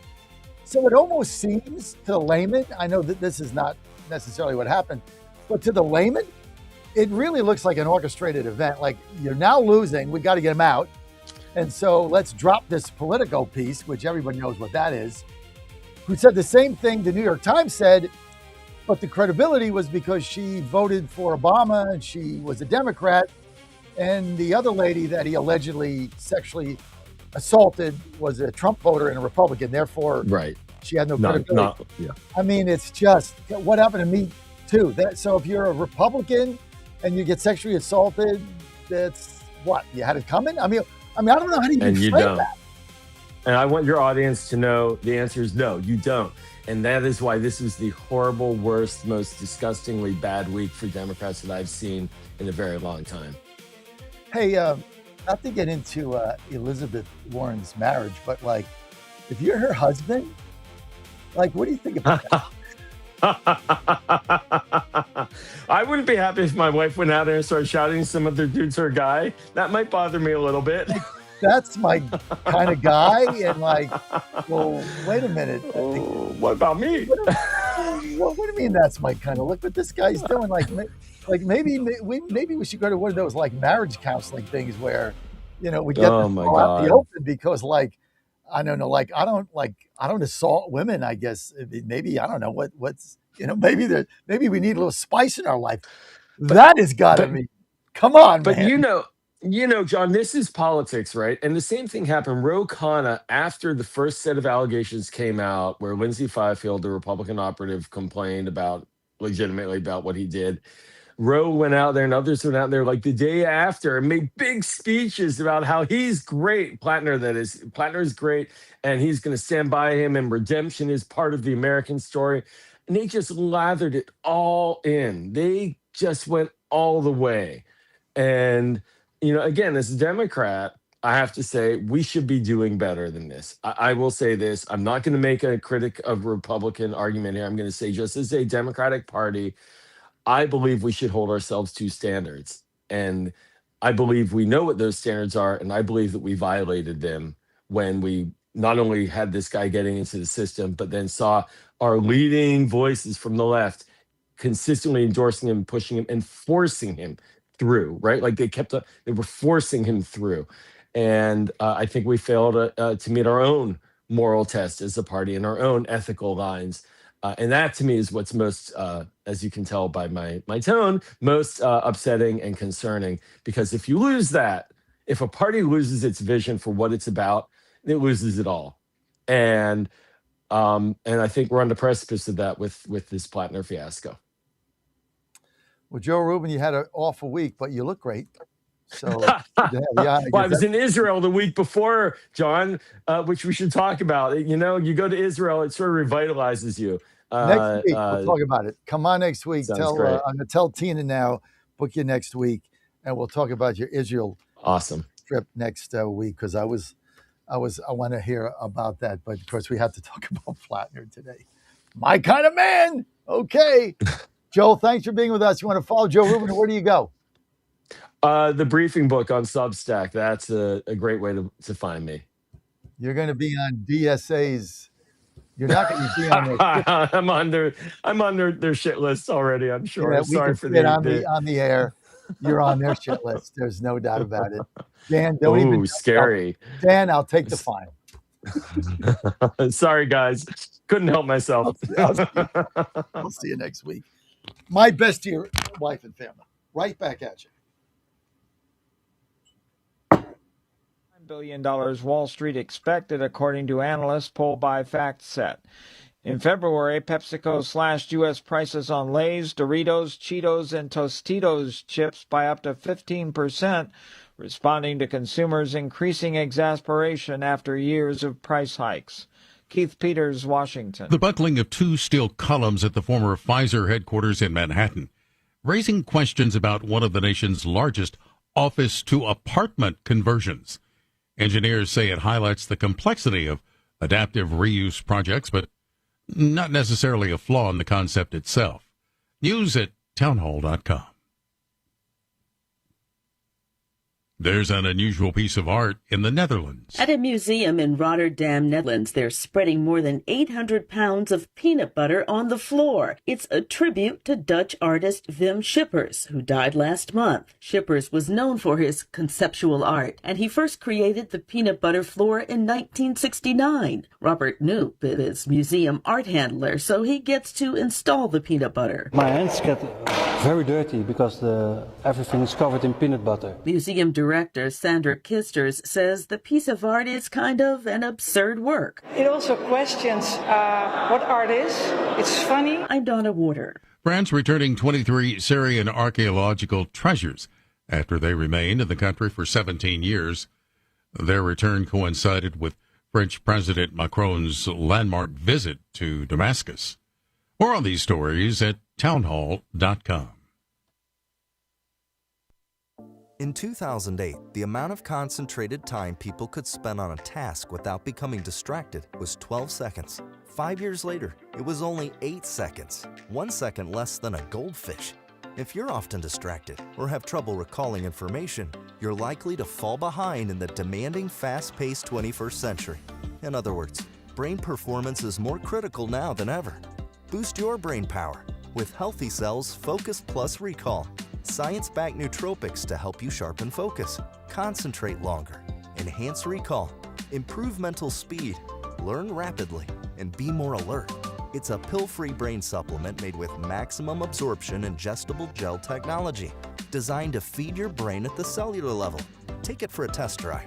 Go to healthycell.com and use code GODZILLA for 20% off your first order of Focus Plus Recall. That's healthycell.com, code GODZILLA for 20% off. The Trump administration has brought positive changes when it comes to fixing our broken healthcare system. If we really want to make America healthy again, well, that starts at home. And that's where the Wellness Company comes in. You see and hear from the Wellness Company doctors all the time, and you know their products are the gold standard for keeping you and your family safe and healthy, giving you the opportunity to make sure you're prepared for whatever happens with their prescription medical kits. Additionally, the Wellness Company offers a variety of products, from parasite cleanses to methylene blue to weight loss and so much more. Make America healthy again starts at home. Do your part and protect the health of you and your family. Live a healthier, longer, and more satisfying life. Go to twc.health/Godzilla and order. That's twc.health/Godzilla. Use promo code Godzilla to save 10% today. Hey folks, Al Green here for SatPhone. When you're on the go, you want to know you're connected. If it's a family vacation or an off-the-grid escape to a remote destination, having reliable communication helps you feel safe and secure. You can't afford to find yourself in a dead zone. That's why you need SatPhone. SatPhones are reliable, durable, and give you global coverage. If you can get outside, you can get in touch. It's that simple. Make calls from your SatPhone to any regular cell phone in the United States. The phones are $1,500 value, but you can get yours free. Just sign up for a 15-month plan, $94.95 a month. Get 150 minutes monthly that roll to the next month. Go 3 months without using them, that's fine. Yes, 3 months, 450 minutes, all yours. Visit SAT123.com or call 855-980-5830. SAT123.com, 855-980-5830. Get surety and security with your SatPhone. Call now. Trump 2.0 is in full effect. How do you keep up with all the action? I'll tell you. TrumpNationNews.com is your inside source for the inside scoop. Manufacturing, jobs, deportations, and the nation's rejuvenation. The first 100 days and beyond. All the news you need and no liberal gibberish. It's the perfect way to start your day. Sign up for the TNN newsletter. Do it today. TrumpNationNews.com. TrumpNationNews.com. Part of the John Fredericks Media Network. What happens in Virginia doesn't stay in Virginia. It influences policy and policymakers nationwide. The VirginiaStar.com shines a light on the issues in VA that become issues for the USA, with insightful commentary that gets to the fact of the matter. The VirginiaStar.com is your source of wisdom and truth, locally, statewide, and nationally. Log on today and every day. The VirginiaStar.com. The VirginiaStar.com. Later on, at summer's close, the crack of bats where heroes rose. We cheered at games beneath the sky, remembering those who sacrificed.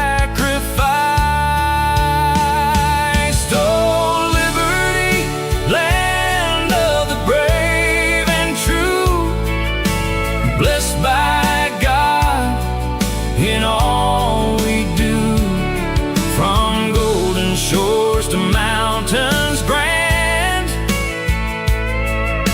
The greatest blessing in this land, we raise our voices clear and bold, a story that will not grow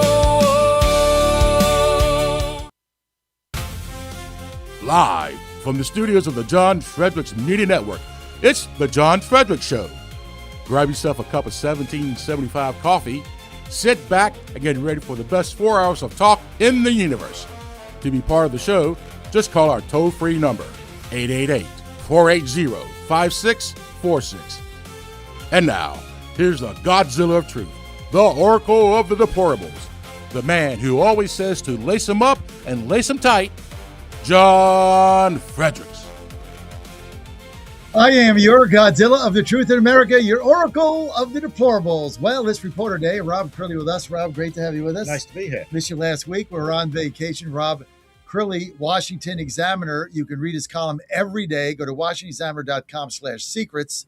WashingtonExaminer.com/secrets. We're still waiting to get his email list going. After 3 months. I know. Just send an email.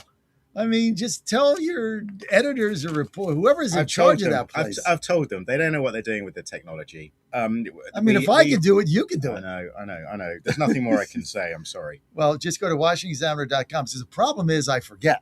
Yeah.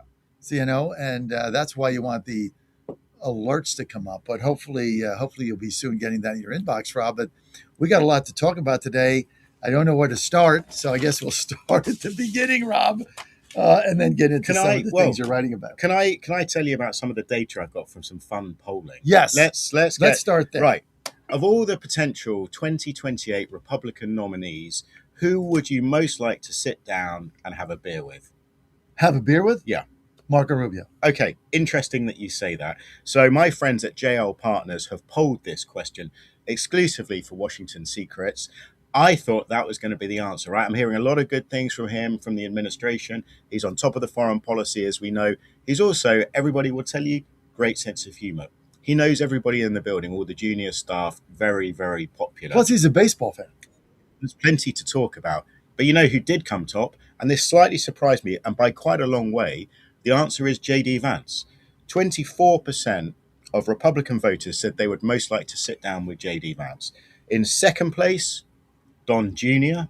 I think we can guess why. He's a bit of a party guy. Pint with him will be quite good fun. So Marco Rubio only came third with 13%. The rest of them, Ron DeSantis, 7%. Nikki Haley's in there at 4%. Poor old Ted Cruz, again, down on 4%. He doesn't seem like a super I would think that would be like negative. But look, this is, if you're a fan of J.D. Vance, if you're part of his team, this is good news. Because what is this telling us? This is telling us that Republican voters, the people who will decide who the nominee is, they think that he's a relatable sort of guy, that he's not weird. This is the problem for J.D. Vance, right? There's a certain cohort of people who think he's a bit weird. He goes on Fox News, he beats up on Democrats, he throws around ideas that immigrants are eating your pets. There's a sense that he is born to be the keeper of the MAGA flame, which might not make him the most fun guy to sit down and have a beer with. So this is good news for him, that actually Republican voters are saying, yeah, I'd like to hang out. I'd like to spend some time in his company. I wonder with Marco Rubio, I wonder if they think they're going to get a lecture on foreign policy. They're going to have to discuss the ins and outs of Venezuelans' geopolitical status vis-a-vis Cuba. Maybe you get into the nitty-gritty of stuff like that. But I thought that was super interesting. J.D. Vance, Republican voters would most like to sit down with him for a beer. I can see that. Yeah. I can see why I'd do that. Of course, if you sit down with Rubio, it's going to be a little bit of a different convo. I think so. Right? That's the point. That's the point. Different. Yeah. I'd probably ask him about the Marlins because they're winning now. They're going to make the playoffs. I'd probably ask about, what the deal is with the Dolphins. So that would be fun. But I can see where JD, certainly Don Jr., those of us that know him, he's a funny guy. He's a little bit different, but he's a fun guy.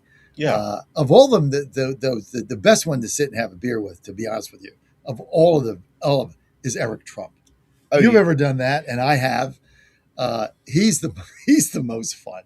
I haven't sat down for a beer with him, but I have hung out with him, and he does seem like a good guy. He's cool. And he's the one who's running the businesses, right? He's got real responsibility. I mean, there's a school of thought that says actually he would be the guy to have on the ticket in 2028. Right. I mean, I suspect he wouldn't be the slightest bit interested. No, he I wouldn't. think his wife would have something to say about. But Don that. Jr. would be great. He's got an expense. He's got divorces to pay for, right? I mean, he that's the problem he's got with running. But Don Jr. clearly, euphemistically, shall we say, a bit of a party Plus, guy. he loves social media. Yeah. He definitely connects. You're going to have a laugh with him. You're absolutely going to have a laugh with him. You could see a Vance. Of course, everybody believes it's going to be Vance Rubio. Yeah. I mean, they're the two that everybody's talking about. Right. I mean, of course, whoever the eventual nominee is gets to pick their running mate. But those two, Marco Rubio and J.D. Vance, they appeal to different parts of that Trump coalition. I suppose the disadvantage for Rubio is you no longer have to think about who can win Florida for us, like Florida is locked up. So that's an advantage that perhaps Marco Rubio doesn't have anymore. But those would both be strong candidates. Marco Rubio, slightly more crossover appeal to some wavering Democrats. He's been a pretty solid, competent pair of But then hands. you got Vance in the Midwest. Yep. So I think you combine the two of them, it's probably a pretty formidable ticket. I tell you what, JD Vance's kind of secret weapon is Usha Vance. I think she's a complete knockout. She's a super smart woman. She's taken on some interesting causes. She's a big reader, so she's put reading at the center of what she does. She doesn't mess around, and I think she actually could be an extra tool in JD Vance's toolbox. She's a very impressive lady. I've only met her a couple of times. Never had a conversation with her. Just met her. But very impressive young lady. Mom, three little kids. I think they have Soon to be four. Yeah. Soon to be four. So she's going to have 4 kids. So that's always an appeal. Rob Crilly with us, Washington Examiner. Follow him. WashingtonExaminer.com/secrets. Got a column up there every single day. We're going to be talking about Graham Plattner in a second, just to get his take on it. But first, Rob, did you get a good night's sleep last night? I did, actually. Yeah, I didn't sleep badly at all. Okay. If you ever have trouble sleeping, you got to take REM sleep every night. I don't get to sleep 8 hours a day, maybe on the weekend, once in a while, probably on Sunday. It's about the only time I get it. So I get 6.5, maybe 7, but I got to get the best night's sleep that I can. And the reason is I got to have that deep sleep. I got to have the REM sleep. If you're only sleeping 6.5, 7 hours, it better be good, especially as you get older. Do not underestimate the power of sleep. And why I take my REM sleep, my whole family does from Healthy Cell, is it supports all 4 phases of sleep. It's completely natural. There's no drugs to it. You take it, you just get a pack, you zip it off, you down it. 50 minutes before you go to bed, it supports all 4 phases of sleep. So you fall asleep, you'll stay asleep, you'll dream a lot because it gets you in that REM sleep, which means you're dreaming, and that's when you get the deepest sleep. And it's very affordable. It's going to have a great impact on your life immediately. It's not like 2 weeks or 3 weeks. Just go to healthycell.com, healthycell.com. I know you guys have been putting this off for a while. Healthycell.com, promo code Godzilla. You're going to get 20% off your first order. You get this, like My son, Jack, just went out of town. By the way, he was caught in the D.C. airport yesterday, 9 hours. And when he got to his hotel, I'm like, dude, take, when I was talking before I went to bed, so as soon as you get there, take your REM sleep. Be sure you have it. Yeah, I got it, Dad. And you'll go right to sleep. HealthyCell.com, promo code Godzilla, 20% off. Get your REM sleep there. So Joe was in the airport yesterday. He had a 2:00 flight. He got there at 1, and he got there at 2. He had, I guess, at 3. He got there at 2 in the afternoon, took off at 11 p.m. I guess they closed Reagan, and he was there for 9 hours. And they, of course, they don't say, the flight's in 9 hours. They say 20 minutes, half hour, 1 hour, 2 hours. You just wait. What was it? The weather? The weather, storms, yeah. They actually, it was not the airline. I think he flew American, but they shut the airport down. Big storm last night. Yeah. And so, of course, as soon as there's lightning, everything stops for 30 minutes. And if there's any more lightning, it's another 30 minutes and another 30 minutes. Yeah. So it was closed for a while. And then, when it's closed 4 hours, then you get the backup, right? Mm-hmm. So you can't get pilots in, you can't get them out. So terrible. 9 hours. Awful. But what I told him is, I'm like, dude, it's part of life. Everybody's gone through that at least several times. So you've got one box you can check because it will happen to you again. Yeah. It's just kind of the way it is. Graham Plattner, what's the deal? I mean, who could possibly have seen this coming? A man with PTSD, clearly too much, a string of allegations. I mean, who could possibly have predicted it would all eventually? A guy that's got a Nazi tattoo that says he didn't have it. A guy that goes on some app Reddit. That they say is a predator app or something. Okay. I was going to say Reddit. There are anti-gay slurs. Reddit. There's other apps. Anti-Semitic stuff. So, I mean, I think there's all sorts of interesting things it raises for me. One thing I'm going to highlight, Maurice Katz, who's been portrayed as the great savior, his campaign manager, this great sort of savior of the Democratic Party for the way he is finding or working with these anti-establishment outsider they're candidates. Communists. Let's just call it like it is. They're Democrat socialist candidates. You can take the Democrat away. They're socialist communists. That's who he's finding. So, here's the point I want to make is here's what Maurice Katz said yesterday after Plattner announced he was withdrawing. And he's posted on Twitter or on X, as soon as the team became aware of the rape allegations against Graham Plattner, we advised he suspend his candidacy and in the following days work to wind down the campaign. Like so many of his supporters, I'm deeply disappointed. Well, this must be a different Maurice Katz to the one who earlier this week, his campaign was denying any sort of rape allegations, calling them unfounded and false. I mean, so you have this team of advisors around Plattner, Liam Phan and Dan Morath. They were the ones who actually went out and they say sifted through hundreds of videos of potentially different people in Maine. They found one of this oyster farmer. They went through his FEC filings and discovered he'd been a donor to Bernie Sanders. They were the ones who, if you like, created this candidate. So the question is, what happens to these people who are sort of lauded across the liberal media as the people with the secret sauce, the magic touch to find the sort of candidates who could prosper in this Trump world of unusual candidates, outsider candidates? What's going to happen to them? And I'll tell you what's going to happen. Despite having completely failed with Plattner, having completely failed to vet the guy, to even question whether a guy with a Nazi tattoo might be the wrong guy, they're going to get hired straight away, right? I mean, we know the world we live in. We know that the consultants can seemingly bounce. This feels like a career ender, right? In any other walk this of guy will be life. back tomorrow. Yeah, that's it. With a bigger campaign, doing bigger things. These guys will all be back. And I think that speaks to, actually, the desperation of the Democratic Party, who still haven't really come to terms with the Trump world, right? To this idea that you can take a non-politician and he can completely upend the world we live in. They're still looking for their own version of a Donald Trump. And it's not going to be a billionaire business owner, right? Maybe it will be an oyster farmer. I just had Joe Rubin on, who said a couple of interesting things that I had written down here. Number one, he said, and Joe Rubin, longtime Democrat State Department Deputy Secretary of State under Biden and Obama, ran for Congress in Maryland. Jewish, you would call moderate, traditional liberal, like the old school, like a Birch Bayh type thing back. That's even before Rob was around. But back to the traditional liberals, Mo Udall, things of that nature, Fred Harris, the guys that I grew up with that were legitimate liberals, right? McGovern, things of that nature. That's kind of where he is, pro-Israel. But he called him a fake candidate. He said the guy was manufactured by these consultants. He said everything about him was a lie. The tattoo that he said he didn't get, because those of us that have tattoos know the way he explained it was just not the way it happens, and nobody even questioned that. And then he said, they basically went through these interviews. He called him a fake candidate. They never vetted him. They created him, and then he said Bernie Sanders didn't endorse Plattner. He said he created Plattner from thin air.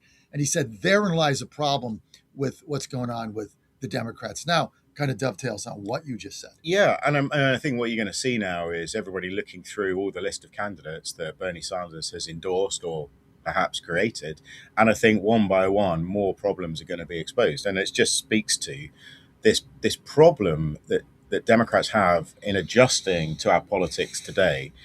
Do we know if they've got to grips with immigration and the border, right? Well, the biggest issue that has riled American politics for the last 5 or 6 years. What is their position on it? What is their solution? What is their package of measures that they believe can win over voters? Where are they on the economy? What are their affordability plans? Instead of going through that hard work, they're looking to shortcut the process and find these magical candidates who can act as the savior of the Democratic Party. And if you're putting all your eggs in that basket in this way, it's not surprising. I don't know what you end up with, scrambled eggs, an omelet. I don't know. That would be quite a good outcome. But it's no wonder they've ended up with such a mess. The other thing that Joe Rubin said that I thought was fascinating, he said that, I'm very suspect of candidates with no record of public service whatsoever that just pop up like one of those, when your kids would have the pop-up thing and they wind a thing and it would pop out of the box. You just pop up. He said, give me somebody at least, ran for council, ran for school board. Ran for or to chairman, something that they've done that's in the public service realm. And he said, Trump was different, but, he said offline to me, he said, but the difference with Trump is Trump was commenting on political stuff for years. Right. Years, right? He was he was my only ally going against NAFTA back in the day, NAFTA. I even hate saying the word. It's just NAFTA, right? He was my only Republican ally before he became a Democrat. Like, we couldn't find anybody but him. So, but he's been speaking out on China and issues forever. This guy, and then like the oyster farmer thing, well, they never vetted that. Apparently he just shucked some oysters and sold them to his mother. The whole thing is ridiculous. So I think Joe Rubin is absolutely right. And it's funny that you had him on because I found he's a great guy. I found some of his public comments on exactly this point. And yeah, it wasn't that Graham Plattner was out there. These two consultants, Liam Fan and Dan Maroff, in order to find him, you know how they did it? Having seen this video, I think it was a New York Times video of him as an oyster farmer. Okay, maybe the credibility of that is under question. But in order to get to him, it wasn't like they turned up to a local council meeting or he was on the hustings or he's making a public appearance. You know how they found him? They went to his mother's restaurant, the Ironbound, which is quite an institution, found her and said, could you give us your son's number? It's not like he was out there. It's not like he had a public website and he was a major player in the community and that everybody knew him and you turn up and you'd bump into him. No, they had to go to his mother's restaurant to get her to put them in touch with him. This is how decrepit this party is. And it's not even, and it's interesting. I know there's other things to talk about, but of course this is politically fascinating for us because Rubin, by the way, Dan, we got to do two things. We got to cut that up into like 3 because it was so great. So I'll send you that. Also, Dan, get the Elizabeth Warren clip ready because I'll play that till I'm dead. But it's like what Joe was saying is that you got to understand the objective of the DSA is twofold. It's to win seats, but it's also to completely destroy the Democratic establishment party. And that's part of their goal, as is Bernie's, because he was burned over Hillary because he had a pillow fight with her and he wouldn't stand up to her and probably should have been the nominee. But that's basically what he was saying. How do you stand on that? I mean, I don't know. I maybe see some of this a little bit differently because, as you know, I'm British. I come from Europe. Democratic socialists are not people that give me nightmares overnight. These are people who want to raise taxes and spend a bit more on public services. They're being branded here as communists. Well, because they are. Well, you know, again, for those of us in Europe who grew up under the time of the Cold War, Bernie Sanders is not what communism looks like. Now, that's not to say he would do all sorts of things that a lot of Americans would be opposed to, but the idea that somehow these are the same people that ran the Soviet Union. Well, they want to control the means of production. I mean, that's what communism is. And so these DSA people want to control the means of production. I mean, but anyway, look. I would say you're using some outdated language, and I think that actually what people here are talking about. I mean, actually, some super interesting things we could bring up. Some of the stuff that Trump is doing now looks very much like a command economy and controlling the means of production. He's used wartime legislation in order to step up production of he doesn't want huge investment companies buying up homes. For example, he's meddling in the free market in a way which actually a lot of people on the far left also agree with. So I don't know. I think you have to be careful throwing around terms like controlling the means of production. Because it makes the left communists. Nervous because that's what they're doing. Look, controlling the means of production is not when you're telling BlackRock you can't buy up entire developments of houses, so young people can't buy them. And then you jack up everybody's rent and you control the rent in that community, which is what BlackRock is trying to do. This is no different than when the Hunt brothers tried to corner the silver market back in the day. I mean, it's free market. They could do that, but it's not good for anybody.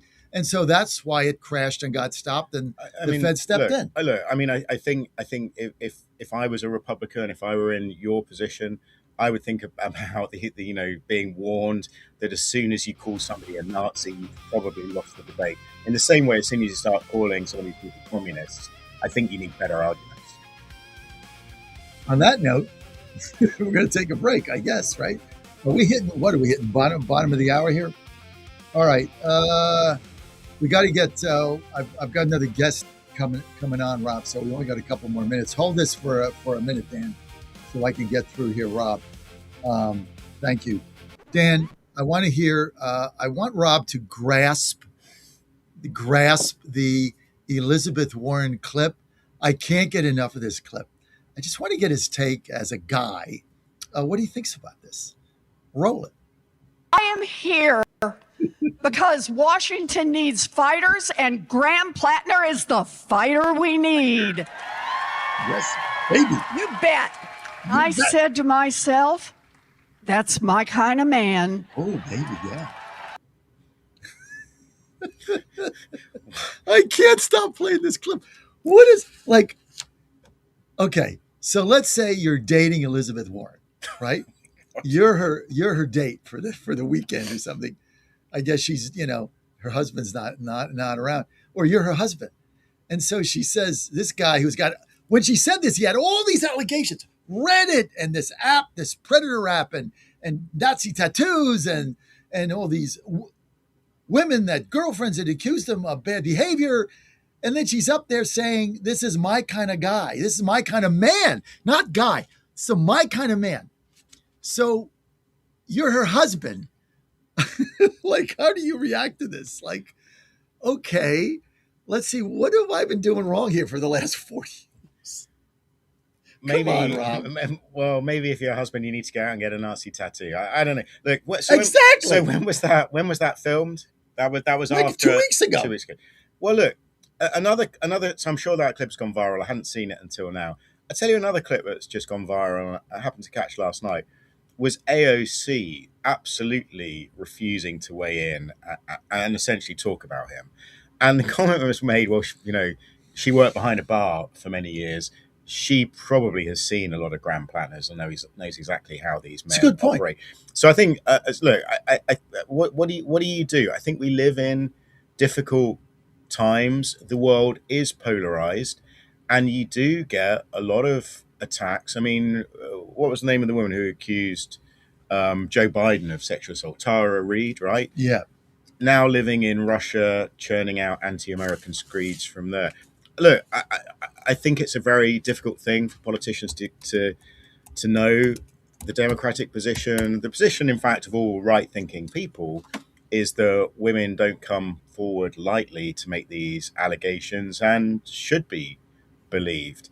I think this clip for Warren is deeply problematic, but I would turn to people like AOC who appeared to, their senses seem to be warning them against getting involved with this guy. And I think we all know, Graham Plattner had been in the military. He was a Marine, right? Multiple deployments, PTSD. I think we all know the impact that can have on people. We all know the impact of drinking too much. We all want to give people the benefit of the doubt, and second chances are important. Second chances are, if you like, the American way. This was not a second chance. This guy is a predator of women. He's a scumbag. He's a piece of crap.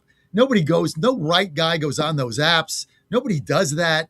And then he said, oh, I had PTSD. But then he went, and after he gets out of Iraq, he joins BlackRock. I mean, the whole thing. And I'm an oyster farmer. He sold them to his mother's restaurant. I mean, this whole thing it's beyond problematic. This guy is fake. They just created this guy out of thin air and then stuck with him until his polling slipped behind Susan Collins. And then all of a sudden, Politico launches a story a week before he's got to get out of the race to get off the ballot. Who knows how long they had it? We don't know if they had it for months or days. But isn't it ironic when his poll numbers slip behind Collins, they launch this story on a Monday, and then he's out by the end of the week. He's gone just in time to get a new candidate. And then all of a sudden, everybody believes him, but they didn't believe the other two women in the New York Times because they voted for Trump. I mean, this is like, if you don't think this whole thing is manufactured, like you're just living under a rock.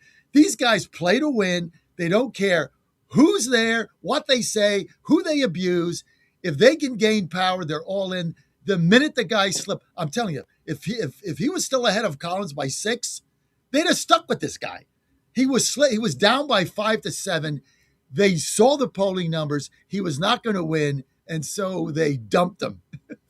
And then he puts a video out and blames him. I mean, the whole thing is hilarious. Then you got Elizabeth Warren saying, that's my kind of man. I tell you who else is a loser in all of this. I mean, Susan Collins, right? I mean, she would have had this guy for breakfast with all these allegations floating around. She's going to have to come up against a proper candidate. We don't know who it's going to be. I agree. Whoever they have has got a short runway now. It's going to be tough for them. I agree. But I think it's a much harder battle now for she was going to beat him by 10. Yeah. And they knew that. And also the juxtaposition of Susan Collins' grandma. And you've met her, right? I haven't actually. Oh, God. No. She is the nicest woman. Now, I'm not sure how she is behind the scenes. Right. But like the nicest lady you would ever meet. She has the nicest smile. And, she has a little tick. It's not Parkinson's, but, she has that going on.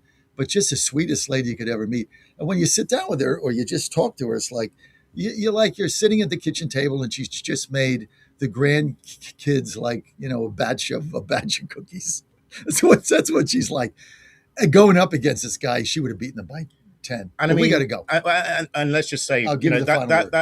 That is the absolute crucial seat for Democrats. If they don't win in Maine, it's all over for them. It's all over because they're gonna lose the Michigan seat. Okay, John Fredericks Media Network. Thank you, Rob, for joining us. Lovely to be here. You can follow Rob. Go to WashingtonExaminer.com/secrets, WashingtonExaminer.com/secrets. He's got the inside scoop on everything. We got Mandy coming up. What? Mandy's coming up for the RNC, and we're going to be right back after this quick word from our sponsors. Thank you, Rob. Brilliant. other side as you come in is the Lincoln Memorial and the Capitol. Okay, good Very, stuff. very fun. Thanks Thank so you. much. Thanks. The Trump Sorry I had to cut administration you has short. brought No, positive I mean, to be honest, changes my when it comes mornings to are my fixing our broken healthcare system. If we really want to make America healthy again, well, that starts at home. And that's where the Wellness Company comes in. You see and hear from the Wellness Company doctors all the time, and you know their products are the gold standard for keeping you and your family safe and healthy, giving you the opportunity to make sure you're prepared for whatever happens with their prescription medical kits. Additionally, the Wellness Company offers a variety of products, from parasite cleanses to methylene blue to weight loss and so much more. Make America healthy again starts at home. Do your part and protect the health of you and your family. Live a healthier, longer, and more satisfying life. Go to twc.health/Godzilla and order. That's twc.health/Godzilla. Use promo code Godzilla to save 10% today. For the first time ever, we're bringing you My Pillow mattresses and mattress toppers for as low as $99.98. Remember, sleep's all about temperature and pressure points. Whatever sleep needs you have, we have the right technology for you. Like our My Pillow mattress topper, our queen size has over 10,000 individual comfort supports to help relieve your pressure points. And how about our 3-inch Hybrid Plus mattress topper? It's infused with copper and silver to help your body get the restorative sleep it needs. And our My Pillow and Case Coil mattresses, I personally helped develop these mattresses to make sure they have everything needed to give us great sleep. Plus, they're made right here in the USA, and they ship right to your front door, absolutely free. Go to mypillow.com or call 800-854-0504 and use promo code Godzilla to get MyPillow mattresses and toppers for as low as $99.98 and free shipping. And they're off. This summer, the Thunder returns to Colonial Downs Racetrack. Live thoroughbred racing June 25th through September 7th. Feel the excitement. Hear the roar of the crowd. Experience Virginia's premier horse racing destination every Thursday through Sunday all summer long. Bring the whole family for Family Fun Sundays, packed with activities for all ages. Parking? Free. General admission? Free. Memories? Priceless. Make Colonial Downs Racetrack your new summer fun time tradition. Get tickets and race day info now at colonialdowns.com. He's your Godzilla of the truth in America. It's Godzilla! No gibberish or nonsense, just common sense. And now back to the John Fredericks Show. All right, you're on the John Fredericks Media Network, and I am your Godzilla of the truth in America, your oracle of the deplorables. Thanks for being with us. Coming to you live from the nation's capital, Washington, D.C., the beautiful Washington, D.C., the cleanest, safest, most beautiful city in America. Crime is down unbelievably since Trump has been here. I don't even have time to give you the stats, but they are significant. Some areas of crime down over 50% since he's been here, since Jeanine Pirro has been there. So come and visit our city. Don't forget, last day, if you're in the area, come by, visit our great American Fair, which is at the National Mall. Come and visit that. Joining me now, Mandy, got to say your name right, Mandy. Gunasekara. Am I saying that right? Say your name for me. Gunasekara. But yes, Mandy, you got correct. Mandy Gunasekara, former chief of staff of the EPA and Republican climate energy strategist, and also part of the Republican National Committee apparatus. By the way, I was just there the other day, and my good friend who's there, Molly Safri, that runs their communications outreach department, had me at the RNC. So got to meet some of their new people, and want to give a shout out to the nice young fellow that booked you today, that just started a couple of weeks ago. I'd like to go and meet, because I'm here. I like to go and meet the people they hire, because a lot of them are young, and this is really, a big opportunity for them being at the RNC. So very, very, very excited about some of our hires, and happy to get you on today. Yeah, it's good to be with you. And I do the same thing when I make it to DC. I try to swing by and go say hello to everybody in person, because we have such an amazing team of really motivated patriots working at the RNC to make sure that the message is strong, that it's clear, backed up by the facts, and that it's getting out there, and they do an amazing job. Well, listen, I've been working with the RNC since I, got in the radio TV business in a 15-year period. And right now, it's the best. The communications department is the best it's ever been. And a big reason for that is Molly Safri. She's done a super job, communication, outreach, getting us the guests that we need that are timely, like yourself. So we're going to go and talk about NATO, and we're going to start there. Mandy, let's get. I'm going to run cut 4. Here's NATO Ambassador Matt Whitaker on some of the stuff that went on. Roll it. It was a huge success, because of President Trump's leadership. We have seen over the last year since the Hague summit, where we all agreed to 5% of GDP on defense spending, a fundamental shift in NATO, and the unity in the room, and the fact that allies have invested about $150 billion in the last year since they made that commitment in defense, plus another $50 billion in new procurements, all from the United States, that benefits the U.S. defense industry, supports U.S. jobs. This was a great vibe, as you would say, in the room and surrounding the NATO summit. The defense industry showed up and our allies showed up. And, President Trump has every reason to take this victory because it's due to his leadership. Reaction to this, Mandy?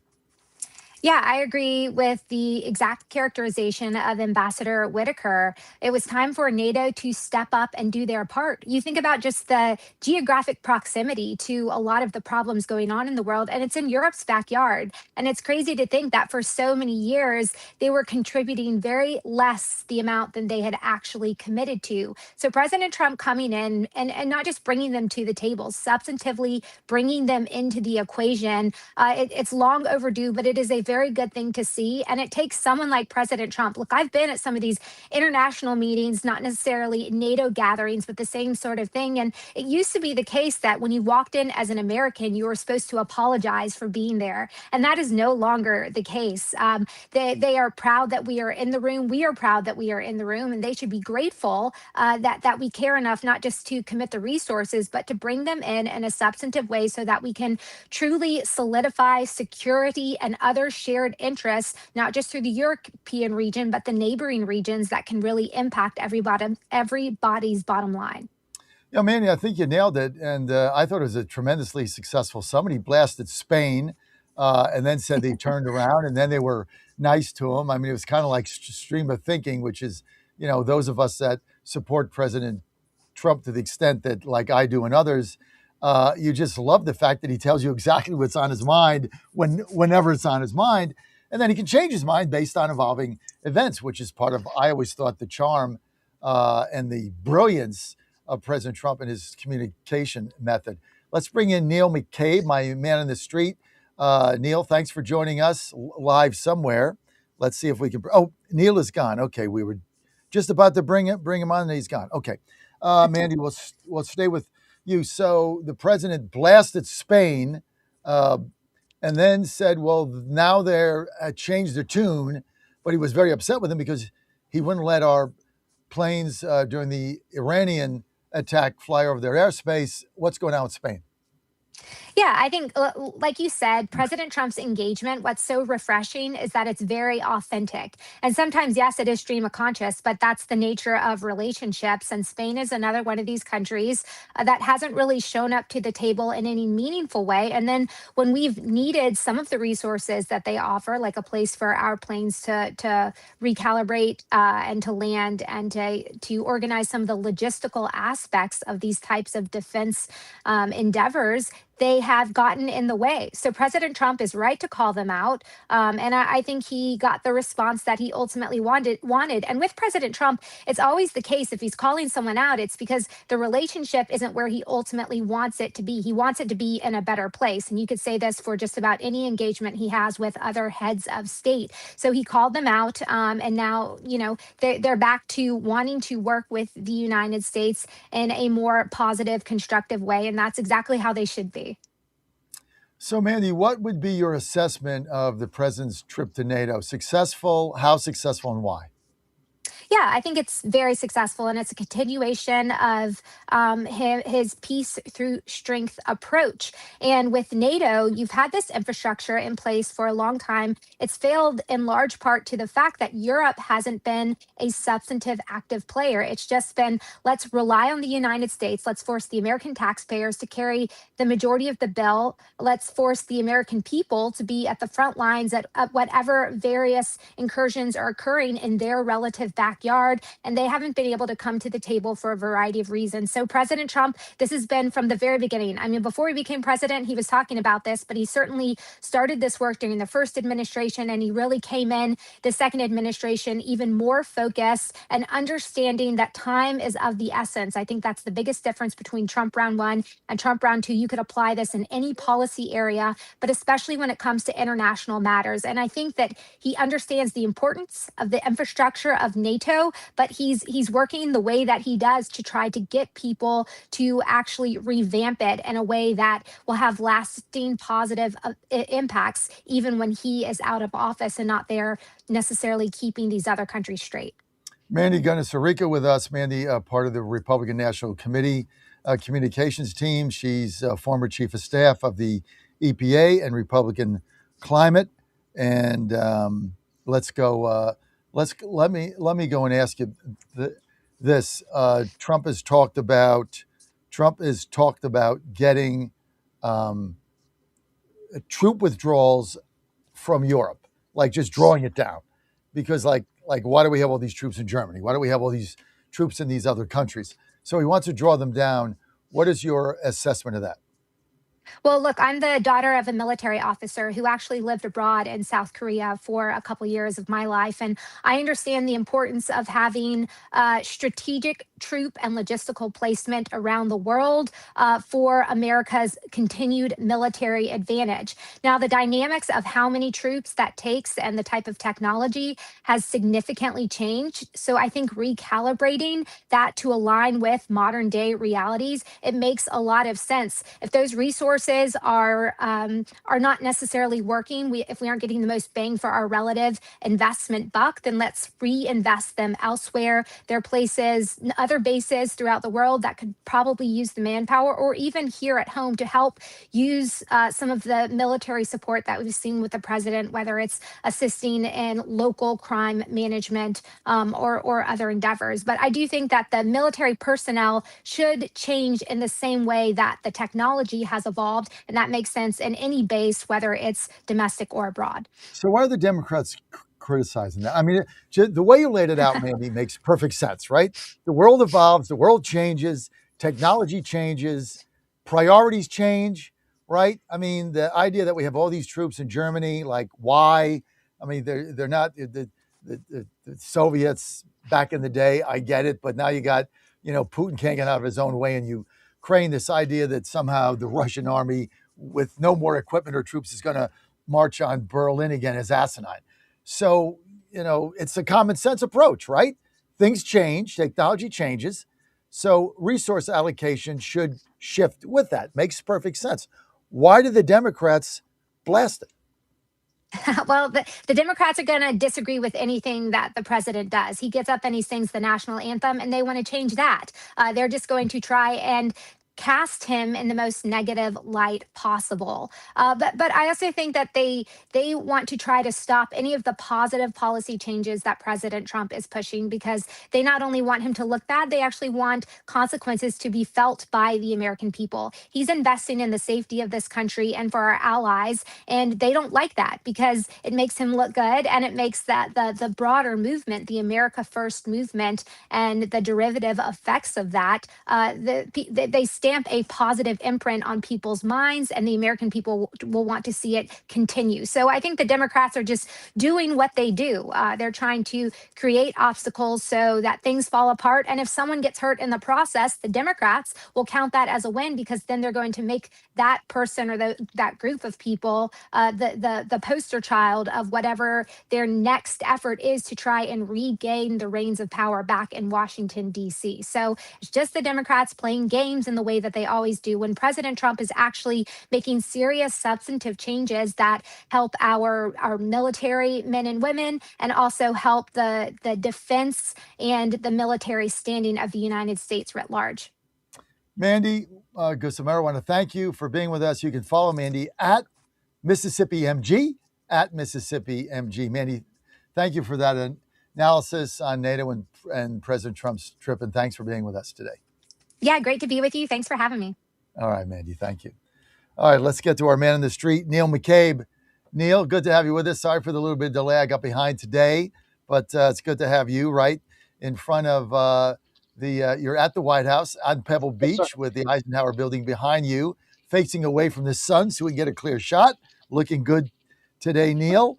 I don't even know where to start, Neil. There's so much going on. First of all, we invited you to our big outing at Colonial Downs. So be sure you tell me whether you and your wife can make it by the end of Friday. Appreciate that. But that's a separate topic. That's the fun topic. This whole Plattner thing, dude. This thing is, the implosion is beyond belief. He never took any responsibility yesterday. He blamed the Democrats. The timing of it was suspect. This guy was going to get beat by Collins. Now they're going to pull a Kamala Harris. And you got Elizabeth Warren basically saying, this is my kind of man. What do you think of this whole thing, Neil? I think Plattner still could have beaten Collins. There's a lot of energy in that sort of wing of the Democratic Party. His small donor numbers were fantastic. What killed him was the big donors who said, hey, we can ride with a little sexual harassment. We can ride with some Nazi tattoos, but a full-on break down the door rape, that's where we draw the line. But the small donors and the operatives, they were all in. And of course, it was Mondami's political guru in New York who recruited him and was helping him manage all of these crises as they popped up.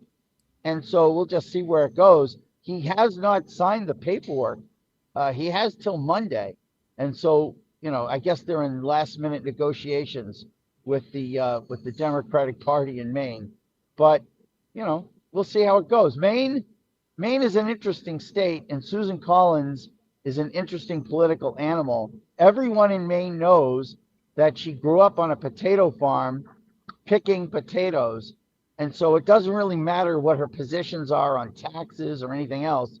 They just know she's a girl who grew up on a potato farm, and she has an outstanding political organization, which is why she has beaten the polls every other time she's been behind. Who she reminds me of was, remember when Olympia Snowe was there with her? She was the same way. Like, she was a moderate in today's terms, moderate Republican at the time, but she would win handily no matter who they put up against her in a Democratic state, right? Same thing. Yeah, well, two things about Olympia Snowe. One, she had these ridiculous Minnie Mouse shoes, where she was the only senator who did not have the flags posted outside of her office door, because one time she tripped on one of the flags with these big sort of moon boot shoes that she used to wear. They were utterly ridiculous. The second thing is that the Obama administration was trying to put her husband in jail because he ran a private college called Corinthian. And basically, she decided not to run for re-election to keep her husband out of jail. And that's why we have Angus King in that seat. Yeah, that's good. You're good with history. So, let's look at the Iranian situation now.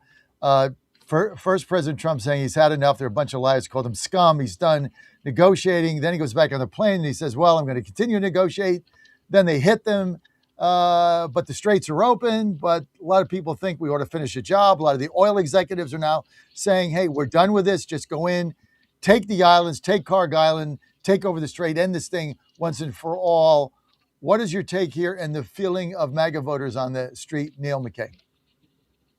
I think the number one problem people have with this war is that it should have been over like 3 months ago.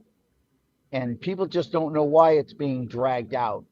And so that's frustrating. Supposedly, we've been wargaming for a war with Iran for 50 years.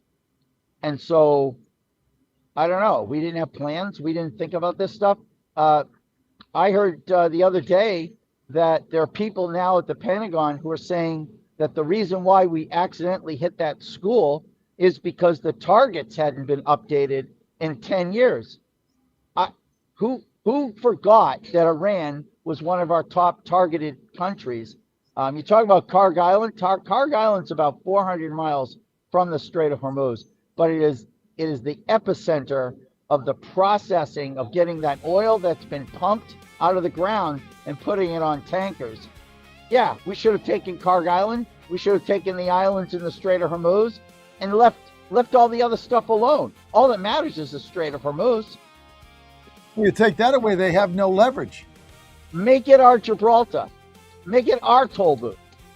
Do you think we will take Karg Island and end this thing? Yes or no, Neil McCabe? No, we will not. Why? Just because we just don't have it in us anymore. Wow. I think the political people in the White House don't want this war, and they don't care. They're just afraid of the midterms. So that's it. Quite an indictment, Neil. Quite an indictment. Prove me wrong, you know. I'm not going to prove you wrong. I have you on because you're always right. It's still wrong. That's why you're Neil McCabe. It's a terrible situation, but that's how Republicans play it. And the United States has had military success in Korea, Vietnam, Iraq, and Afghanistan. And each time we failed to achieve our geopolitical goals. So why are we fighting these wars? It's better to not even fight them. We should probably get you on like multiple times a week now that you've got that perch there. You got a perch. Time for my own show, John. Let's get that done. Okay. Call me today. I will do that, sir. Look, everybody knows I run the company on the public airwaves. It's like a good idea, Neil. Let's do it. Let's figure it out. It's the only way to get a hold of you. Yeah, just my people will call your people. No, just text me, and Friday night happy hour. Always catch me in a good mood.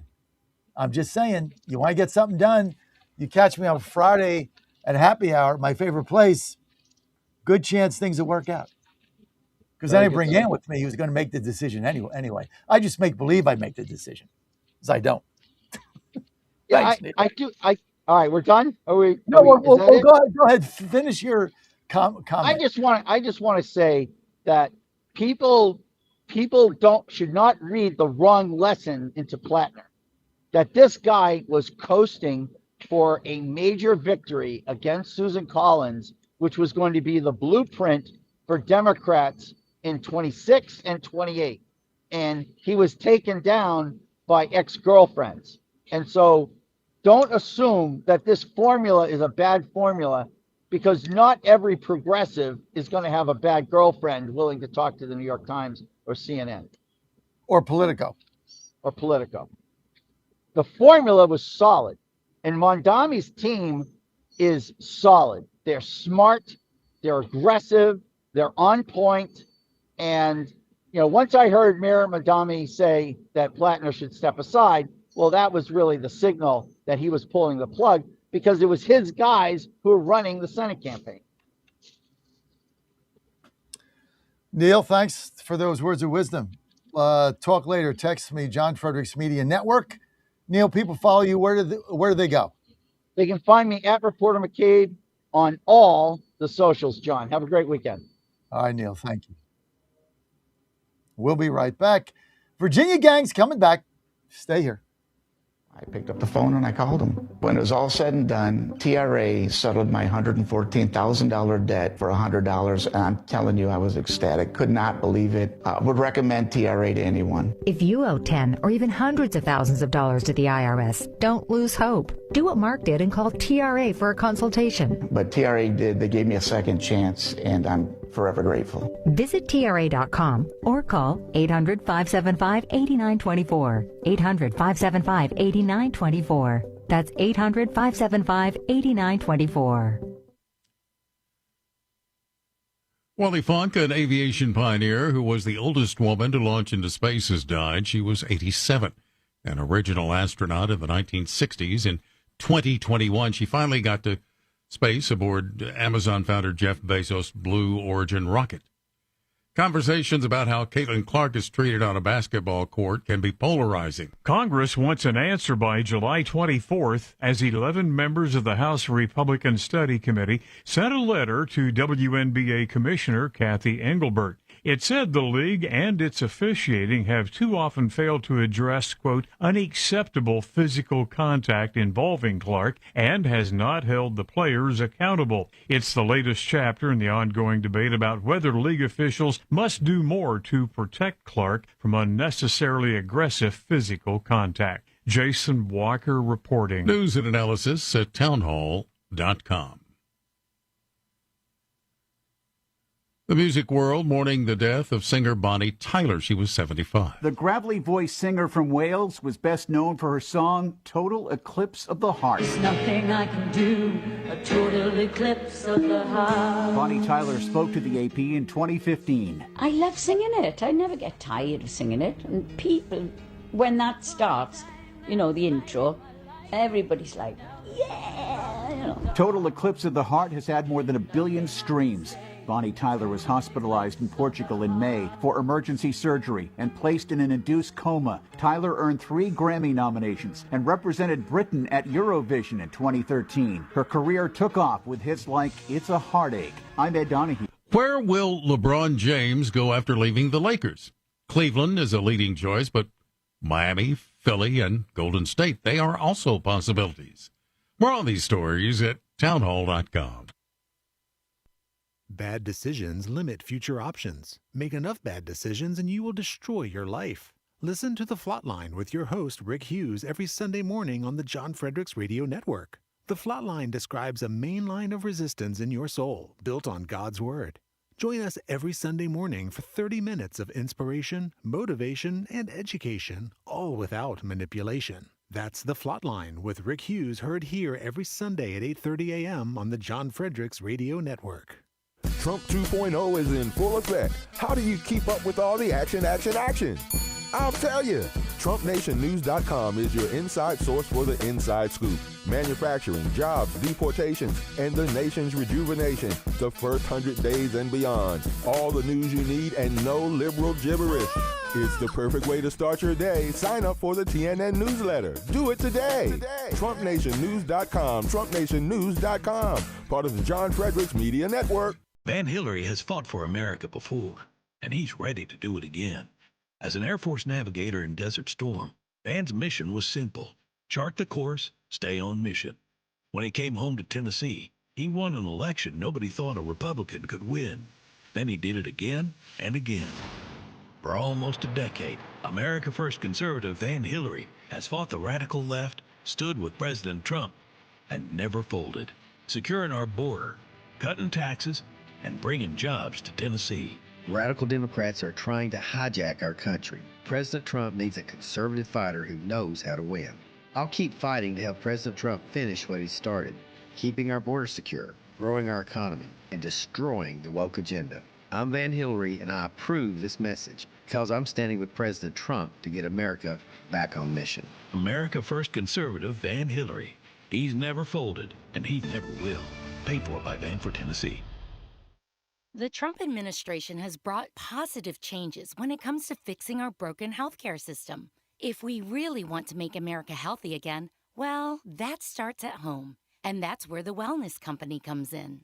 You see and hear from the Wellness Company doctors all the time, and you know their products are the gold standard for keeping you and your family safe and healthy, giving you the opportunity to make sure you're prepared for whatever happens with their prescription medical kits. Additionally, the Wellness Company offers a variety of products, from parasite cleanses to methylene blue to weight loss and so much more. Make America healthy again starts at home. Do your part and protect the health of you and your family. Live a healthier, longer, and more satisfying life. Go to twc.health/Godzilla and order. That's twc.health/Godzilla. Use promo code Godzilla to save 10% today. Now more than ever, it's imperative to support companies that share our conservative values. That's why I can't be more excited to tell you that I've switched my family to Patriot Mobile. Patriot Mobile is America's only Christian conservative wireless provider. When you switch to Patriot Mobile, you shift your support away from the leftist, woke, progressive agendas of Big Mobile. Patriot Mobile's wireless service works perfectly and seamlessly as you go about your lives with exceptional nationwide coverage that uses the same towers the main carriers use. Patriot Mobile donates a portion of every dollar earned to causes you care about, to organizations that fight for religious freedom, First and Second Amendments, sanctity of life, and the needs of veterans and first responders. Patriot Mobile has plans to fit any budget, along with great discounts for our veterans and first responder heroes, as well as multi-line users. Switching is easy. Just go to patriotmobile.com/Godzilla or call their U.S.-based customer service team, 972-PATRIOT. That's 972-728-7468. Use offer code Godzilla for free activation. Live from the studios of the John Fredericks Media Network, it's The John Fredericks Show. Grab yourself a cup of 1775 coffee, sit back, and get ready for the best 4 hours of talk in the universe. To be part of the show, just call our toll-free number, 888-480-5646. And now, here's the Godzilla of Truth, the Oracle of the Deplorables, the man who trucks the truth from coast to coast, John Fredericks. Well, it's great talking on the John Fredericks Media Network and all the John Fredericks radio apps. This is going to be great. We got Tim Anderson coming up. We got some breaking news. I haven't even told Tim what it is. So it's going to be fun to get his reaction from it. Tim Anderson, former House of Delegates member in Virginia, now an internet sensation, right? He's all over the social medias, doing a super job. It's how I came up with things. I don't even have to follow the news in Virginia. I just go to Tim Anderson's X feed, and it's all right there. He's also one of the best lawyers in Virginia. He's our lawyer, and so thank you for doing that. We always call Tim. And when we don't call him, it means, well, we don't have a problem. Call him when we do, but he always returns my call, always within like 15 minutes, even if he has to step out of a courtroom. So appreciate that, Tim. Appreciate having you with us here in the John Fredericks Media Network on a shortened version of the Virginia gang. I don't know where everybody else is, but we got you on. That's the main thing. We're going to have Bert on. He's got something else to do, but it's all good. Tim, thanks for joining us. Glad to be here, John. Always happy to have fun with you on this show. So, Tim, I get a tip yesterday that Don Scott, a former felon, but, it's all forgiven. Now the Speaker of the House for Virginia, Democrat Speaker of the House, right? Don Scott, who voted for all of these gun grab bills, voted for them all, right? Push them all and take all your guns away in Virginia. Can't have this, can't have that. And then, of course, it all goes into effect July 1st. Abigail Spanberger signed them all. Take your guns away. So somebody called me yesterday and said, hey, you got to get Tim Anderson on. I'm like, why? I haven't talked to him in a while. He said, well, because I have heard from several people that a day or so before July 1st, that Don Scott, Speaker of the House, who signed off all on these gun grabs, bought a plethora, a cornucopia of guns from Tim Anderson just before the deadline. So I said, okay, well, I'm not even going to tell Tim this. I'm just going to go with it, get him on my show and see what he has to say. So is this true? No comment. Don, if that were true, Don would be a customer of my gun shop, and those are confidential records. So no comment. Either way, I'm not affirming or denying such allegations. Well, you know what? I should go to the new Tim Anderson gun shop, right? And I guess we got because you're in Washington D.C. where you can't. It's very strange here. Like you can, but you can't, but you can, but you can't. There is a law that is on the books that you can't have a gun here in D.C., but then that got overturned, but then it didn't. So I'm not going to comment on that either. But it is what it is. I'm certainly not going to leave my family vulnerable, as I think you know. So that is what it is. But so let's get back to the theory of the Speaker of the House voting for the gun grabs, and then allegedly from somebody, maybe not you, from somebody buying a bunch of guns before the deadline. Now, don't you think that is rather, I don't know, what's the word here? Hypocrisy, duplicitous, rules are for somebody else, not me. I'm going to sign all these, but then before the deadline, I'm going to be sure that I've got enough guns and ammo to protect myself, even though I can't let anybody else do that because I'm the speaker. Don't you find that odd? Well, I think what you see here is that there is bigger forces at work in Virginia that want to disarm Virginians and take away certain things. First off, if we work on science, just the math, there are probably less than 15 gun deaths in Virginia from rifles last year. And that's not suicides, but just homicide, killing somebody, criminal homicides, less than 15. But yet the entire focus has been, let's take away AR-15s. That if we take away AR-15s, that's going to solve the big problems. I'll tell you this: I am very good friends with many of the Democrats in the House and the Senate, and almost none of them really subscribe to this philosophy and this gun grabbing agenda. But it is part of how they raise money, and I would say a good handful of them truly drink the water. I think Dan Helmer really believes what he's doing, but the vast majority of them don't believe this. And so if what you're saying about Don is true, it wouldn't surprise me, because I don't think most of them feel this way. I know, Jackie Glass in Norfolk, she's a former service member. I bet you if you asked her on your show, she would honestly tell you she doesn't feel this way. I mean, there's just, most of them don't think that these laws are legitimate, but they're being pushed by people that have agendas and pay a lot of money to the Democrat Party to get them elected. Well, Tim, what does that say about our system? Well, it says if you want to be in office, you have to play the game, and that is truly how it is. If you don't carry the water, they will take you out, and it's a machine, and it's. That's one of the things I really didn't love about being in the House, was sometimes you were pressured to vote in ways that you really didn't want to vote, but because the people that support your caucus want that, you need them to stay on your team, and you feel those pressures. And I know that Democrats feel that. I think that Saddam Salam from Prince William County, I think he truly believes we shouldn't have guns. He's from Bangladesh. I think he truly believes that. I think Lashari Sayre truly believes it. I think Dan Helmer truly believes it. But the vast majority of them, I don't. And I bet I've seen Democrats at gun ranges before. I've seen them there. And so, we all laugh about it when we're off books. Don't talk about it and stuff like that. But no, that they're carrying water for people that are helping them get elected. Yeah, but you're talking about voting for something you don't believe in because that's how you get money. I mean, is that where we are now in Virginia? Oh yeah, that's totally where we are. I mean, look at what they're doing with the abortion amendment, right?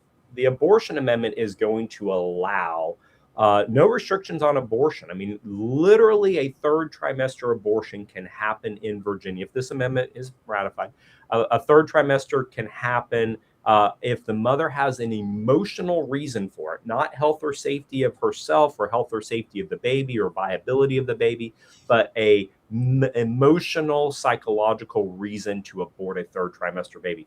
Nobody can think that. There's not a Democrat on the planet that truly thinks that we should do that. But they have been pushed by Planned Parenthood. They have been pushed by Emily's List. They've been pushed that we're giving you money, and if you don't vote this way, we're going to primary you. and get somebody else who will carry the most extreme versions of our agenda. Yeah, it's that way, and it's unfortunate. It's sick. Yeah. Is that amendment going to pass in Virginia? I think they're all going to pass.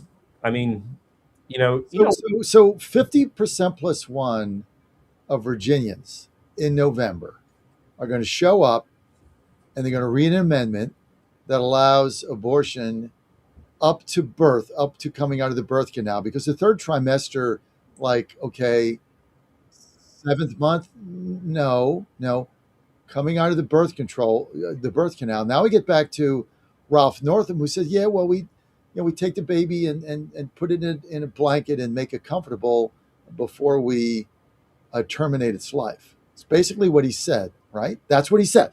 Mm-hmm. Got it on record on one of the other radio shows, not mine, said that. So are people in Virginia really going to vote for that? Like, do they think that's okay?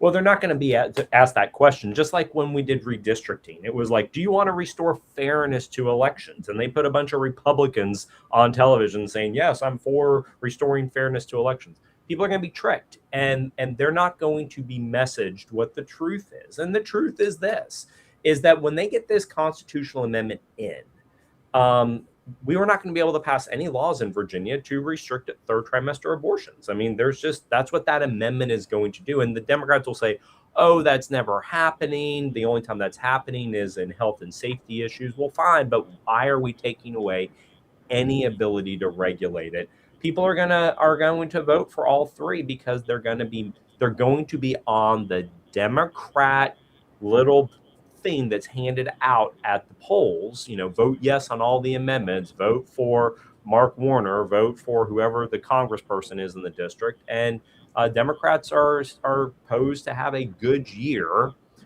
this year in Virginia. And so I think fundamentally, because the Democrats are going to be supporting it, the party supporting it, they're going to have the votes. And people are just going to do what they're told at the polls. What do you, before we get to more, we're with Tim Anderson. He's right now is our lawyer, obviously, in Virginia. So he handles our stuff there, does a super job for us. One of the best lawyers you're going to find out there. Just give me a promo, done a super job for us. And so thank you, Tim. Thank you for that. Company like ours, you got to have a lawyer that something comes up is always there to give you advice. And Tim is always there. So thank you, Tim. Appreciate that.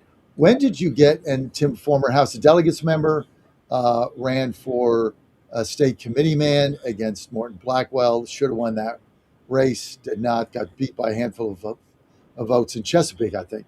Otherwise, he would have been successful there. Tim, what inspired you to get in the gun business, the gun retail business? Well, my whole law practice has always been centered around restoring rights, especially Second Amendment rights. And I'm in a little shopping center out here in Virginia Beach, and a gym went out of business, and so I bought it. And and then it turned into a gun shop. I mean, I don't even really have a real whole explanation of how all this happened, but now I sell guns and practice law. And that's kind of a cool gig because I can solve problems either way. If I can't fix it legally, go see the gun shop, and you can solve your problems over there. So it's a nice complement to my law practice, which is very, very entrenched around the Second Amendment. Yeah, it's interesting. It's an interesting place, and you see some characters coming in and out of there for sure. How much time do you spend there? None. I have a great team that runs it. I don't have time to be over there. My law practice is so busy, but I oversee it, and I see approve the purchases and stuff. Now, what I do through the gun shop is I teach these Virginia and Utah concealed carry classes, and I'm all over the state doing that. Getting ready to leave today to go to Grottoes, Virginia. But I've seen 15,000 people this year across the state teaching these concealed carry permits, and so that's a component of the gun shop that is really, really taking a lot of my time. I tell you what, that's a true entrepreneur, seeing something, buying it, and then saying, "Well, I think I'll just start a gun shop." And I mean, I'm sure that's got to get licenses and go through all the paperwork. What is let's see. Is Joe on now? Is he on the phone or where is he, Dan? I'm on the. He's on the phone. Yeah. John, I'm on the phone. All right, go How are ahead. you? Good. Joe, are you on the way in the studio? I'm on the way to the studio, but I've been listening to the commentary. I got a couple of points. Go ahead. First of all, Tim, good to hear your voice. Good to see my former colleague in the Virginia General Assembly. Couple things that Tim said. Number one, he is spot on when he says if the Democrats don't get in line, the pro-abortion people, the Emily's list of people will say to you, we're going to primary you. Therefore, they get them to endorse amendments that allow abortion up until the day of delivery, which is absolutely the most shocking thing I can imagine. Okay, they get them to do that, and they hold their nose, and then they pull, and they vote in accordance with Emily's list because they'd rather be a legislator than do the right thing. And before I leave that topic, let's not forget, Tim, the Republicans do the same thing on the other side on some of those far-right issues. Don't argue with me about it. It's a fact. That's why you need districts. The more bubble districts that we get, the better legislation we're going to get. That's the first point. The second point is, Tim, John asked you a question. Is it hypocritical for Don Scott, the Speaker of the House, to lead the charge against these assault rifles and then go in and buy a batch of them? That was your question, right, John? Yes. Darn right it's hypocritical. And don't shy away from it. It's like the individual who votes and stands up on the General Assembly floor and says, we got to get rid of these gas guzzlers. We got to get rid of these tanks of cars that are polluting the environment, environmental disasters. And then you have people like Louise Lucas driving around in a Hummer that gets about 2.5 miles to the gallon. Yeah, they're hypocrites. I said it, and that's why, John, you've had me on your show for so many years because I call it exactly the way it is. That's also why you got beat in the Democratic primary for state senate. Yes. That's why no question. You're not going to the General Assembly. You're running for council in St. Petersburg. By the way, St. Petersburg. I love Petersburg. How's that race going? It's going fine. But let me say this: when I take all my children to St. Patrick's Church on Sunday, and we pray for everybody, and when we go to church, you know what? I don't have a single regret that I voted against those abortion bills that were disasters that essentially called for infanticide. No, John, I don't have any regrets at all. With regard to the Petersburg race, very confident about it, working hard, and I'll just say this: God's got a plan, and what will happen will happen. Well, I can guarantee you this: if you live in Petersburg and you're in Joe's ward district, you're running in a ward, right? Not at large, right? Yeah, running in Ward 5, running on a campaign. My background is chemistry, economics, business. Run the city, run the municipality like a business. Okay? Don't waste money. Spend taxpayers' money like it's your own money. And that's why, John, when I come into the studio, I'm about to come in, I walk around our property, I pick up the litter. I want people to see me that I'm doing it. Let's show people that you can get down and get dirty. I'm jumping in on this too. Here, JF. I also do the same thing. I promise. Joe and I both have a zero tolerance policy for litter around our station. Yeah, pick up that litter. No, I like you guys. I mean, you keep my studio. You keep my studio there. You fix those potholes. Keep our fix building those potholes. Well, I'll guarantee you this: if you live in Petersburg and you live in Ward District 5, as one thing I can guarantee you, if Joe wins, you will never see a pothole in that district for the rest of your life. They will disappear overnight, and you'll never see another pothole. And your garbage will get picked up, and there'll be no trash on the street. So those three things I can guarantee. We don't have sewer lines and water lines burst. The municipality will take care of the infrastructure first. It'll take care of public safety. We're not going to have 5 people shot in the middle of downtown Petersburg, and you're going to be able to drive on your roads, drink clean water, and drive through a clean city, because that's job one of a municipality. I got to bring in a water. And of course, I got to bring up here. Our city's getting fixed by Trump. Joe, we're going to let you go so you can come in the studio and get back to Tim. Okay, man. So Tim, Joe got beat, and you also didn't win your race. Much to my chagrin, we backed you on that Senate race. So what's the political future here for Tim Anderson? Well, Virginia has a curse. And the curse is that whatever party controls the White House, the other party controls the State House. And so, fundamentally what happens in 28 presidentially is going to determine if I decide to run in 29. I am not going to waste my one shot to run statewide if a Republican becomes president. Now, I certainly hope we do have a Republican president in 28, but if we don't, then I will probably run for Attorney General in 29. But if we do have a Republican president, I'm just going to keep doing my thing until we get to a position of a Democrat being in the White House. Well, that was going to be 28. That's going to be 32, 28 to 32, and then 32 to 36. That would be 2037 on my clock. 2037 is the first chance you're going to be able to do that. That's 10 years. I'm going to be 78. I'm going to be out of this business when I'm 78, dude. Yeah. I'm not getting up at 3:45 a.m. at 78. But you're younger than me, so you got a lot of patience. Plus, you got a gun store going on. So yeah. I have a busy law practice, and so I'll definitely keep myself busy. But yeah, I do have an eye on running statewide, and I would love to challenge Jay Jones. He needs to go. But if we have a Republican president, there's just no way to do it in Virginia. Nobody ever has been able to overcome the curse, and we're not gonna. I'm not. Except McAuliffe. That's right. But that was an unfortunate situation where Cuccinelli kind of helped with that, and that's yeah. But nonetheless, we should talk about marijuana.